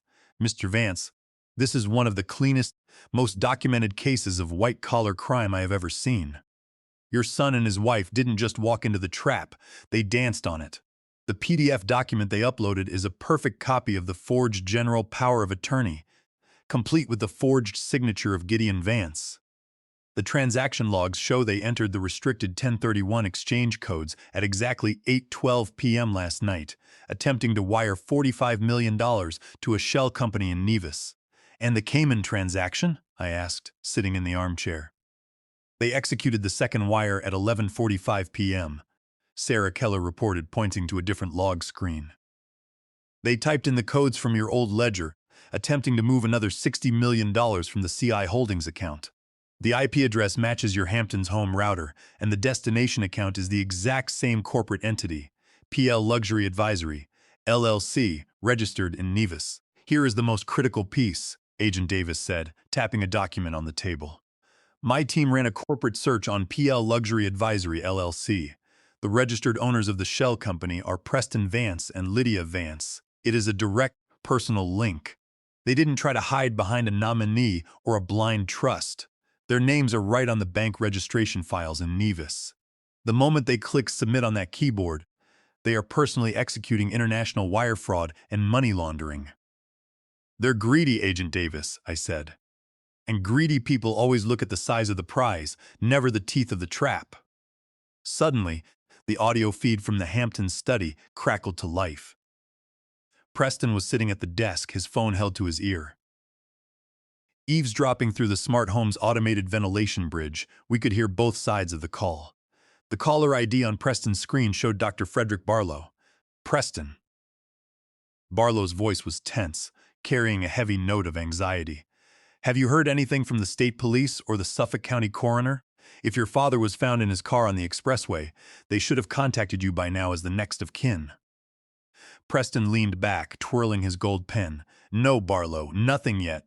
But he's 68, his phone is off, and he probably pulled over to sleep or check into a motel because of the confusion. The arsenic levels we've been feeding him mean his heart is a ticking bomb. If he isn't found today, he will be by tomorrow. The emergency board meeting is Friday morning at 10. Just be ready to verify the medical files if the directors ask any questions." "I'm ready," Dr. Barlow replied. "The paperwork is finalized and my diagnostic report is on file. But remember our agreement, Preston.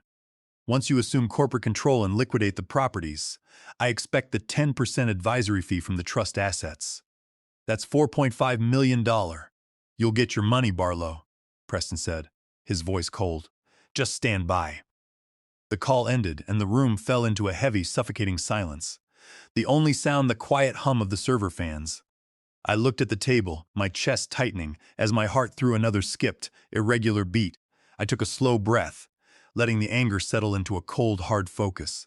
My own family physician, the man I had played golf with for 20 years, who had sat in my living room and drank my scotch, had sold my life for 10% of my estate. He had used his medical credentials to construct a false diagnosis of Alzheimer's to cover up my murder. He had discussed my physical symptoms, the tremors, the confusion, and the cardiac failure, as if he were describing a broken machine, explaining to my son how the digitalis would weaken my heart muscles until the arsenic triggered a fatal arrhythmia, allowing him to sign the death certificate as a natural cardiac event to avoid a forensic autopsy. "He's on the tape." "Gideon," Julian Sharp said, his voice flat, carrying a dangerous edge. "Dr. Barlow has just committed a federal felony on a recorded wiretap, conspiracy to commit murder and soliciting a bribe. He is going to prison with them, and his career is finished." "The evidence is complete, Mr. Vance," Agent Davis said, closing his laptop. "We have the toxicology report from Dr. Aris, the video recordings of the conspiracy, the logs of the wire fraud, and the recorded telephone calls. We have enough to arrest Preston, Lydia, and Dr. Barlow on federal conspiracy to commit murder, wire fraud, and identity theft. I can secure the arrest warrants within the hour." "No," I said, looking at the monitors showing the empty Hampton study. "Not yet. The board meeting is tomorrow morning. Preston has scheduled it to officially declare me incapacitated and assume control of Vance Holdings. I want him to stand in that boardroom. I want him to present Dr. Barlow's false diagnosis. I want him to show the board members the forged power of attorney. I want him to commit the fraud in front of all of my business partners." Agent Davis frowned. "Mr. Vance, if he does that, he is committing corporate identity theft and securities fraud in real time. It's an open and shut case, but it could put your company's stock at risk. The company will survive." "Agent Davis," I said, my voice carrying the old authority of the businessman who built the empire. "But my son must learn that when you try to steal a kingdom, you don't just lose the money. You lose your freedom. I want the boardroom to be their trap. I will be sitting at the head of the table, and I want your agents waiting in the hallway." Agent Davis looked at Julian, then back at me. He nodded slowly. "We will establish the perimeter at the Vance Holdings Tower in Manhattan tomorrow morning. We'll have agents in place at the Vance Holdings Tower in Manhattan on Friday morning. The moment you give the signal, we move in." "Good," I said, taking a slow sip of water. "Let them enjoy their last night of dreaming." Friday morning arrived, cold and overcast, the skyscrapers of Manhattan shrouded in a thick, gray mist. At exactly 9:30 a.m., a sleek, silver Mercedes pulled up to the curb in front of the Vance Holdings corporate headquarters in Midtown. The tower's polished granite facade rose 50 stories into the damp air, a monument to the empire I had spent 40 years building. From a private security monitoring room on the 39th floor, I watched the street-level feed. Preston and Lydia stepped out of the vehicle, dressed in immaculate, expensive business suits. Preston carried a black leather briefcase, his chin held high, walking with a confident, hurried stride. Lydia walked beside him, a sharp, triumphant smile on her face, her eyes scanning the building as if she already owned every window. "They're coming up," Sarah Keller said, her fingers dancing over the security panel as she tracked their progress through the building's facial recognition sensors. "They've entered the lobby and are heading to the express elevator for the 40th floor." Beside me, Agent Richard Davis adjusted his earpiece. He was dressed in a dark, tailored suit, looking like any other corporate executive, but the small federal emblem on his lapel gave him away. "My team is in position, Mr. Vance. We have 4 plainclothes agents in the reception lobby on the 40th floor and 2 more waiting in the service corridor behind the boardroom. The moment you give the signal, the arrests will proceed." "Thank you, Agent Davis," I said, my voice quiet, carrying a cold weight. I looked down at my hands. The tremors were completely gone, the chelation therapy having flushed the heavy metals from my blood. I felt a deep physical exhaustion in my joints, but my posture was straight and my heart beat with a steady, rhythmic determination. I was no longer the fading, trembling old man they had watched through their hidden cameras. I was the founder of Vance Holdings, ready to reclaim my seat. Julian Sharp stood up, gathering his documents. "The board members are already seated in the main conference room, Gideon." I called Diane Cole 10 minutes ago. They are prepared. They will let Preston present his case without interruption, just as we planned. Let's go, I said. On the 40th floor, the express elevator doors slid open with a soft electronic chime. Preston and Lydia stepped out onto the polished black granite floor of the reception lobby. Behind the receptionist's desk, a massive golden V, the logo of Vance Holdings, glinted under the recessed LED spotlights. The receptionist smiled warmly, greeting them by name, completely unaware that the three corporate visitors sitting on the leather sofas nearby were actually plainclothes federal agents checking their service weapons. Preston gave a curt, arrogant nod, his fingers tightening around the leather handle of his briefcase. His palms were sweating, and he stopped for a brief second to adjust his Italian silk tie, his chest rising and falling as he forced himself to breathe steadily. "This is it, Lydia," he whispered as they walked down the long glass-walled corridor that led to the double oak doors of the executive boardroom. "By this afternoon, the Nevis wire will clear, and the board will have voted to appoint me interim CEO. We'll be on the flight to Geneva by tonight, and this city will be behind us." "You've finally taken what you deserve, Preston," Lydia said, her voice low, a sharp, electric excitement in her eyes as she brushed his arm. "Your father's time is over. Let's go, claim the crown." Preston took a deep breath, gripped the polished brass handles, and pushed the heavy double doors open, stepping into the massive, high-ceilinged boardroom. A large oval mahogany table occupied the center of the room, surrounded by floor-to-ceiling glass windows that offered a panoramic view of the Hudson River and the distant skyline of New Jersey. The 5 board members, Diane Cole, Albert Brooks, Gordon Hunt, and the others, were already seated, their faces grave and silent. They looked up as Preston entered, their eyes scanning his face. Albert Brooks adjusted his glasses, exchanging a quick, silent glance with Gordon Hunt, who sat with his arms crossed, his face expressionless. There was a tense, expectant atmosphere in the room, the silence heavy enough to feel. Preston walked to the head of the table, pulling out the high-backed leather chair that had been mine for decades. He sat down, placing his leather briefcase on the polished mahogany surface, and clicked the brass locks open. Lydia stood behind him, her arms crossed, her eyes cold as she surveyed the directors. "Thank you for coming on such short notice, everyone," Preston began, his voice steady, carrying a practiced tone of corporate leadership. "As you know, my father's health has taken a sudden, catastrophic turn over the last 48 hours.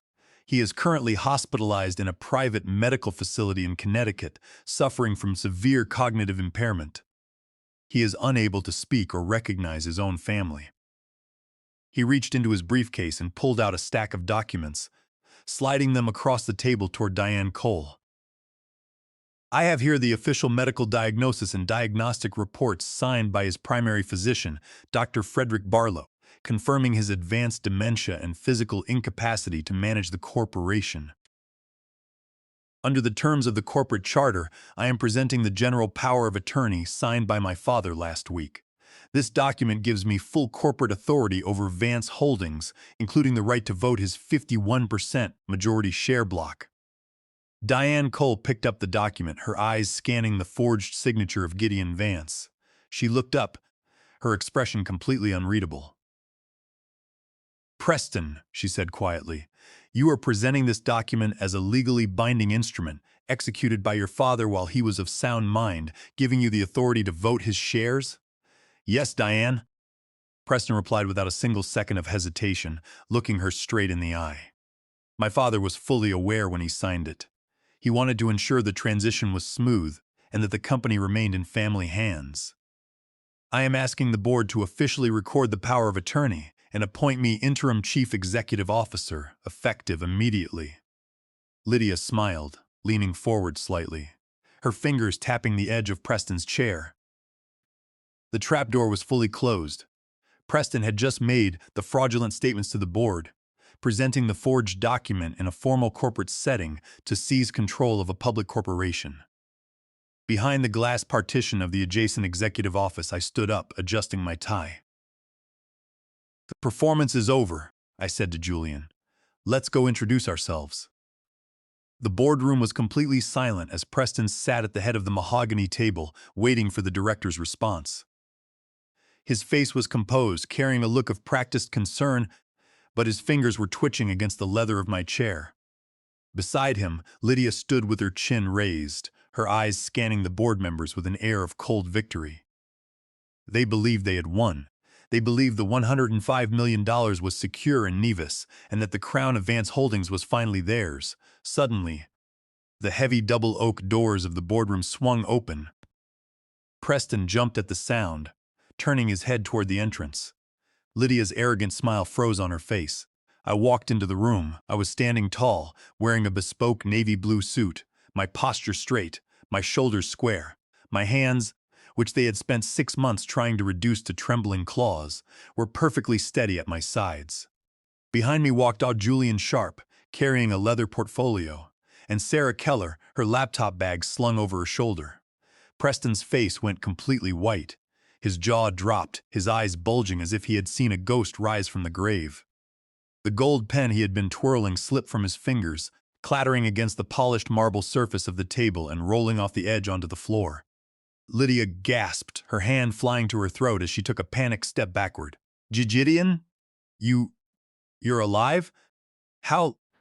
Preston stammered, his mouth opening and closing without making a sound. He looked at me, then at the doors, then back to the board members, his mind frantically trying to process the reality in front of him.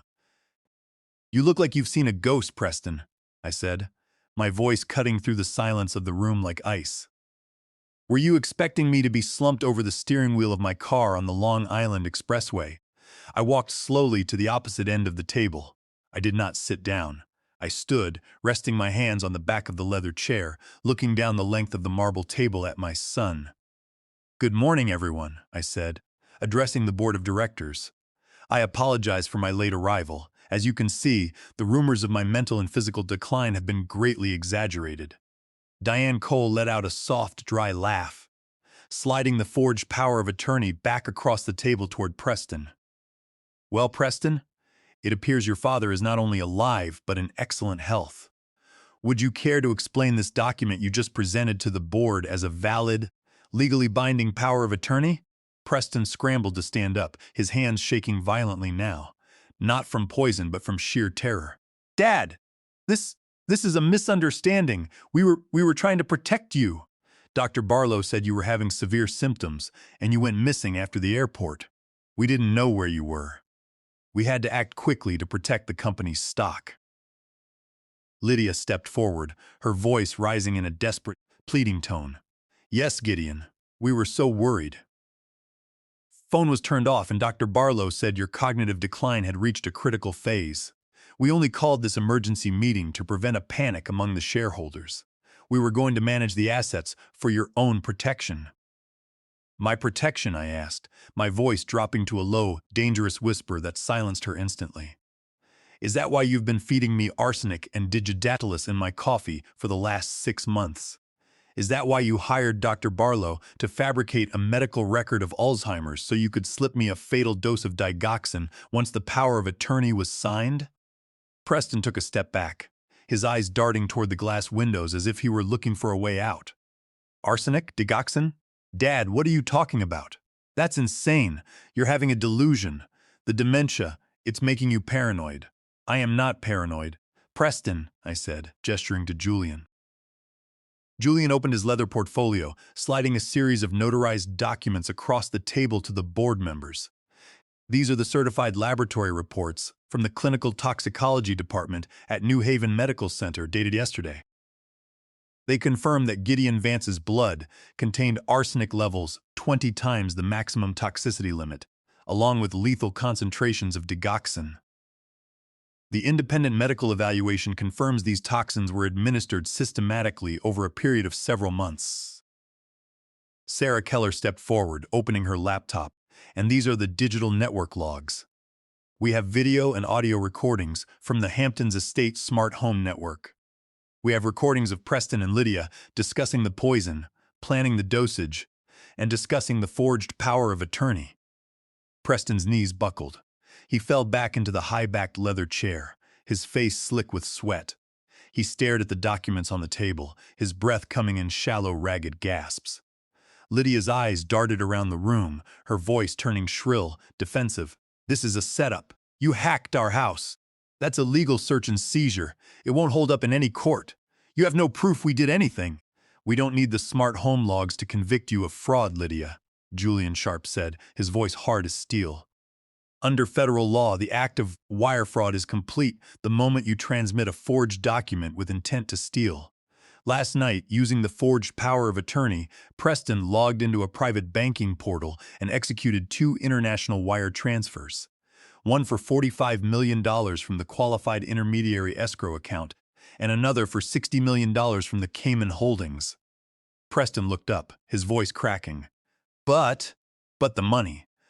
The portal said it cleared. The transactions were approved. The portal you logged into was a shadow-mirrored server. "Preston," I said, looking down at him. "The Nevis Merchant Bank never received a dime. You transferred $105 million into a digital ghost. But the federal agents waiting in the hallway have the complete digital logs of your attempt." Preston turned his head toward the door, his eyes wide with horror as he realized the depth of the trap. Lydia's breathing was shallow, her eyes wide as she looked from the toxicological reports to the face of Julian Sharp. She forced a harsh, desperate laugh, trying to mask the rising panic in her voice. "This is ridiculous," she snapped, slamming her manicured hand on the table. "Even if you are alive, Gideon, that power of attorney is signed by you. It is a legal binding document. It gives Preston the right to manage your affairs and vote your shares in Vance Holdings. You cannot just walk in here and revoke it without a formal court order. Until a judge rules otherwise, Preston has the majority voting rights." Julian Sharp smiled, a cold, clinical expression that had terrified corporate opponents for decades. He adjusted his glasses and looked at her as if she were a first-year law student failing an exam. "Lydia," Julian said, his voice quiet, steady, "you are misunderstanding the basic principles of trust and corporate law. A power of attorney is a delegation of authority over the principal's personal property. It allows Preston to manage assets that Gideon Vance owns. But as of Wednesday afternoon, Gideon Vance owns absolutely nothing." Preston looked up, his face pale and slick with sweat. "What? That's impossible. He owns 51% of Vance Holdings. He has the majority block." "He did," Julian replied, pulling a set of certified corporate registry documents from his portfolio and sliding them across the marble table. At exactly 4:30 p.m. on Wednesday, Gideon Vance signed and notarized the transfer of his entire 51% voting share block to the Vance Irrevocable Charitable Remainder Trust. The transfer was officially registered with the state of New York and the SEC Corporate Compliance Division by 5 p.m. The sole beneficiary of this trust is the St. Jude Pediatric Cancer Foundation. The designated trustee is myself, Julian Sharp. He leaned forward, looking Preston straight in the eye. Under New York corporate law, the moment that transfer was executed, Gideon Vance ceased to own any personal shares in this corporation. The voting rights belong entirely to the trustee. Since your father owns no shares, our power of attorney has zero jurisdiction over Vance Holdings. You cannot vote a single share. You cannot call a meeting. You have no authority in this room." Albert Brooks and Gordon Hunt both nodded in agreement, reviewing the SEC compliance receipts with cold, final expressions. They had seen many corporate battles, but this was a masterclass in asset protection. Preston stared at the documents, his eyes scanning the corporate seals, the notary stamps, and the signatures. His mouth opened, but no sound came out. The entire foundation of his plan, the 3 weeks of grooming the board, the forged documents, the poison, had been built on the assumption that he would control the 51% voting block. "No," Preston whispered, his voice cracking. "No, this is wrong. You can't do this." He was incapacitated. He couldn't sign a trust agreement. The notary public and the 2 independent physicians who witnessed the signing will testify under oath that Gideon Vance was of perfectly sound mind and fully aware of his actions, Julian said. "You have no case, Preston. The corporate structure of this company is completely out of your reach." Lydia turned to Preston, her face contorted in a mixture of rage and terror.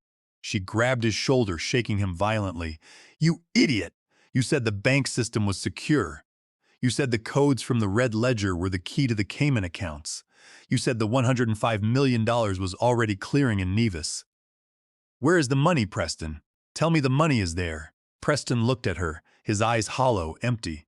Lydia, it was a mirror, the bank. Nevis never got the wire. It was a digital trap. We have nothing. The money is gone. The company is gone. Lydia's hand flew off his shoulder as if he were covered in ash. She took 2 steps back, her face twisted in a cold, venomous sneer. You ruined us. I spent 2 years planning this, dealing with your senile father, putting up with your cowardice, and you couldn't even execute a simple wire transfer. You were a useless loser, Preston, just like your father said in the email. Lydia, Preston sobbed, head in his hands, his shoulders shaking as he wept. I did it for us. I did it because you wanted the penthouse. I did it for you. Save the performance for the federal judge, both of you, Diane Cole said, standing up from her chair. She looked down the table at Preston, her eyes filled with disgust. The board of directors has just voted. Preston Vance, you are officially terminated from your position as executive vice president of Vance Holdings. Your corporate email, your security clearance, and your office access are revoked, effective immediately, and we have frozen all of your personal stock options pending a full criminal audit. Lydia turned, looking at the double doors of the boardroom, and took a step toward the exit. She wanted to run, to escape the room before the walls closed in. I wouldn't do that, Lydia, I said, my voice quiet, carrying a cold finality. She froze, her hand hovering over her designer handbag.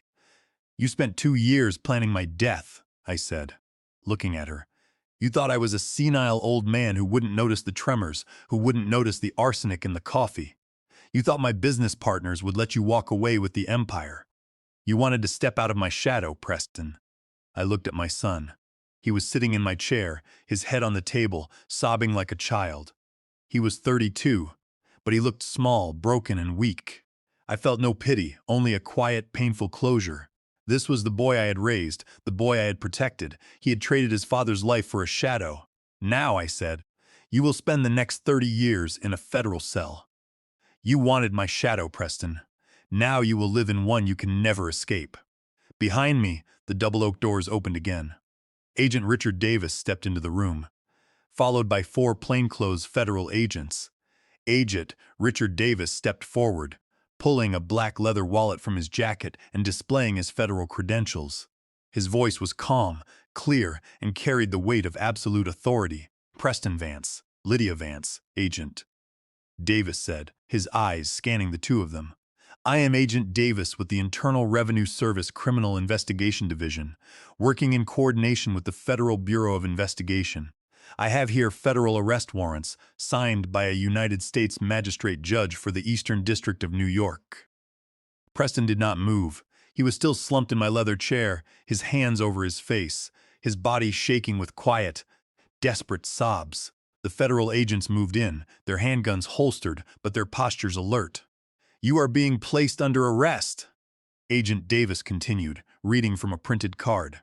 The charges are conspiracy to commit murder, federal wire fraud, corporate identity theft, and international money laundering under 18 U.S. Code sections 371, 1343, and 1956. You have the right to remain silent. Anything you say can and will be used against you in a court of law. One of the plainclothes agents stepped behind Preston, pulling his arms behind his back.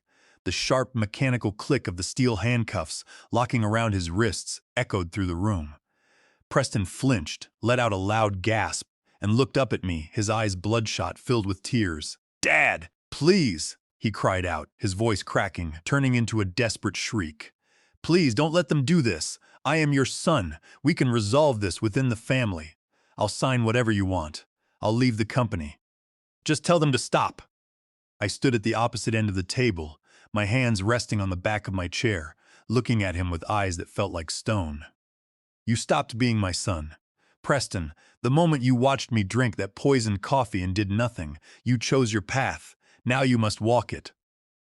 Albert Brooks and Gordon Hunt watched in silence, shaking their heads in deep disappointment at the son of their longtime friend. They had known Preston since he was a child, but they felt no sympathy for a man who had tried to poison his own father for corporate control. Beside him, Lydia was resisting. As a female agent stepped toward her, Lydia pulled back, her face twisted in a mask of pure, hysterical rage. She kicked the leg of my mahogany table, screaming at the top of her lungs. "Get your hands off me!" she shrieked, clawing at the air. "Do you know who I am? We have the best attorneys in the city. This is a false arrest. You hacked our network without a warrant.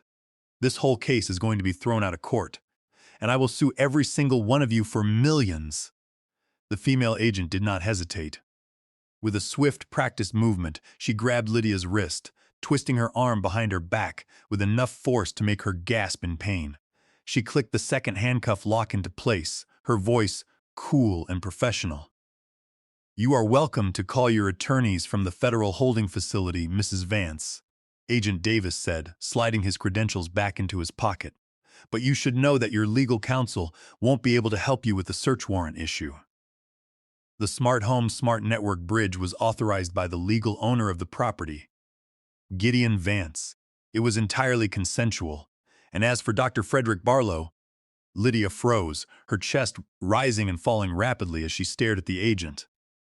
A tactical team in Greenwich, Connecticut, executed a parallel warrant at Dr. Barlow's private residence at exactly 9:45 a.m. today, Agent Davis explained, looking down at his watch. "He was taken into custody without incident. We have already recovered the diagnostic files, the medical records, and the remaining packages of digoxin from his clinic safe. He has agreed to cooperate with the federal prosecutor in exchange for a reduction in his sentence. He has already confirmed the entire conspiracy under oath." Hearing the doctor's name and the confirmation of his arrest, Lydia's resistance vanished. The hysterical rage drained from her face, leaving her skin a pale, pasty gray. She looked as if she were about to vomit, her knees shaking as she leaned against the wall for support. The cold, calculating corporate player who had spent 2 years planning my death was gone, replaced by a terrified, cornered criminal. "Let's move them out," Agent Davis ordered. The agents guided them toward the double doors of the boardroom. Preston was still weeping, his head hung low, his designer shoes scuffing against the carpet. Lydia walked in silence, her eyes fixed on the floor, the heavy steel handcuffs glinting under the boardroom lights. They were led out through the wide reception lobby, where dozens of corporate employees, secretaries, and security guards had gathered, watching in absolute, stunned silence. The cameras of corporate security, which Preston had hoped to control, recorded every second of their public humiliation. The news of the arrest would be on the financial wires within the hour, but Vance Holdings was safe. The double doors closed behind them, leaving the boardroom empty except for the directors, Julian, Sarah, and myself. Julian walked over, setting his hand on my shoulder. "It's over, Gideon. The police have Barlow, and these two are going to spend the next 30 years in a federal prison. The evidence is absolute." "Thank you, Julian," I said, my voice barely a whisper. I looked down the length of the empty marble table, looking at the high-backed leather chair where my son had sat just minutes ago. The room was quiet now, the hum of the city traffic far below. The family drama that had threatened to destroy my life and my empire was finished, but I felt no triumph. I felt only a deep, quiet sadness for the boy who had traded his father's love for a pile of digital ghosts. "Are you okay, Gideon?" Diane Cole asked, her voice full of concern. "I am fine, Diane," I said, turning to look out at the gray, misty skyline of Manhattan. "I am finally free." Friday afternoon brought a heavy, pouring rain that washed over the streets of Manhattan, the dark clouds reflecting the somber mood that had settled in my heart. I sat in Julian Sharp's office on the 48th floor of the corporate tower, a cup of hot black tea resting on the table in front of me. The office was quiet, decorated with dark mahogany paneling and certificates of law from decades of high-stakes litigation, the only sound the steady drumming of the rain against the double-paned windows. I had brewed the tea myself. The simple act, a reminder that I was finally in control of my own life. Agent Richard Davis was sitting opposite me, reviewing a stack of federal seizure orders. He looked up, his expression professional, but carrying a quiet respect. "The legal aftermath is moving quickly, Mr. Vance," Agent Davis reported. "At 2 p.m. today, The United States Attorney for the Southern District of New York officially filed a civil asset forfeiture complaint against all assets owned by Preston and Lydia Vance. Under federal law, any property bought with the proceeds of fraud or used to facilitate money laundering is subject to immediate seizure. We have frozen their personal checking accounts, their brokerage accounts, their sports cars, and the deed to their townhouse in Greenwich. And the Nevis Shell Company? Julian asked, looking up from his legal pads. PL Luxury Advisory, LLC, has been formally flagged by the Treasury Department's Office of Foreign Assets Control, Agent Davis explained. The Nevis Merchant Bank has frozen the accounts and is cooperating with federal investigators to avoid compliance sanctions. The entire digital paper trail has been secured. The $105 million they attempted to wire remains fully intact. Because the transactions were intercepted by our shadow mirror system, the real funds never left the qualified intermediary escrow account in Delaware. This is the most critical piece for you, Gideon, Julian said, sliding a document across the desk. Under Internal Revenue Code Section 1031, you had exactly 180 days from the sale of the Boston Hotel property to complete the exchange and purchase the replacement commercial assets in New York. If the funds had been illegally wired offshore by Preston, the IRS would have declared the transaction failed, and you would have faced an immediate 15% federal capital gains tax penalty, amounting to over $6.7 million in taxes. But because the funds never left the qualified intermediary escrow account, the transaction remains valid under U.S. tax laws. The replacement properties were officially registered under the irrevocable trust this morning. The tax deferral is fully preserved, and the charity will receive the full amount. I nodded slowly, taking a sip of the warm tea. The financial battle was won. My life's work, the millions I had built through years of sweat and risk, was legally secure, dedicated to the St. Jude Pediatric Cancer Foundation. But the emotional cost was still settling. What about their arraignment? I asked. The federal magistrate denied bail for both of them at 3:30 p.m. today. Agent Davis replied, closing his folder. The prosecutor presented the video logs showing their plans to flee to Liechtenstein and Switzerland along with the registration details of their Nevis Shell Company. The judge agreed they are a significant flight risk. Preston is currently being held at the Metropolitan Correctional Center in Lower Manhattan, and Lydia is at the Federal Detention Center in Brooklyn. Dr. Frederick Barlow is also being held without bail in Connecticut. His medical license was suspended by the state board at noon. Barlow will plead guilty, Julian noted.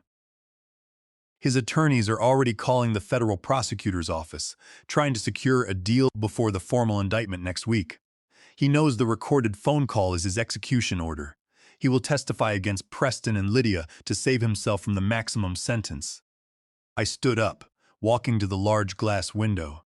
The city below was a blur of yellow cabs, gray umbrellas and rain-slicked pavement, flashing sirens of an emergency vehicle reflecting off the wet asphalt far below. The lights of Manhattan's skyscrapers were starting to blink on as the heavy dusk settled, casting a network of gold and silver across the dark sky. I felt a strange, quiet peace washing over me.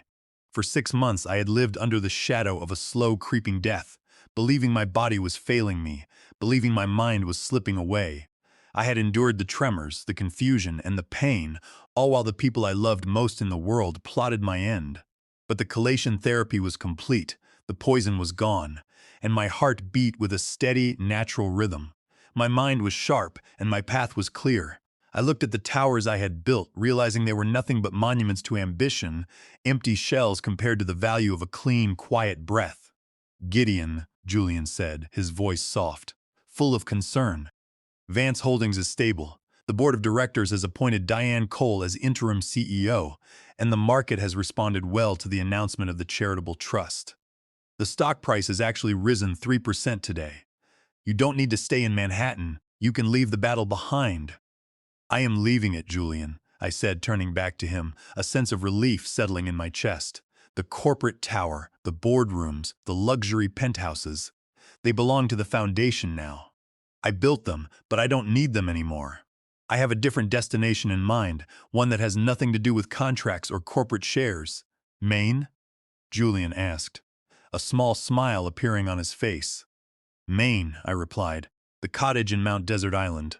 My late wife Monica and I bought it when we were 30, before the hotels, before the millions. I haven't been there in 15 years. I want to see the ocean, Julian. I want to feel the cold wind on my face and know that every breath I take is clean. Alina and Daniel are already there, Julian said, handing me a set of keys.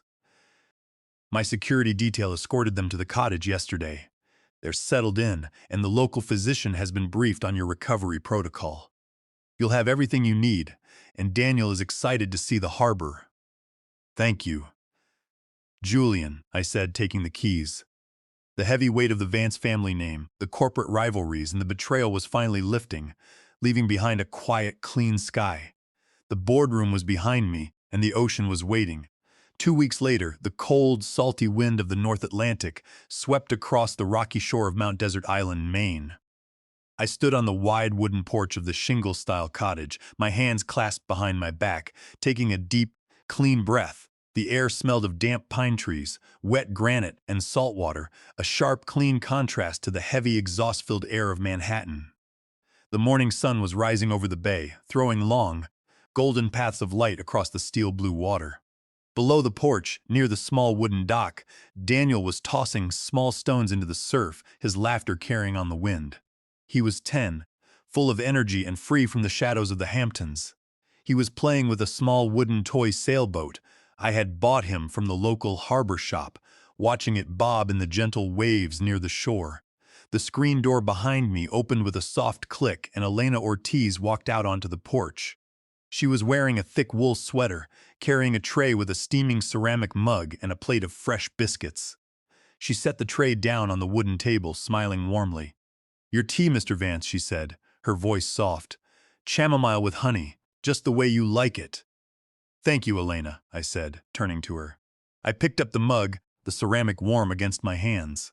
I took a slow, deep sip, letting the hot liquid warm my chest. There was no hesitation, no sudden seed of panic, and no checking the color of the liquid. The tea was pure, safe, and clean. Every sip was a small, quiet celebration of my survival.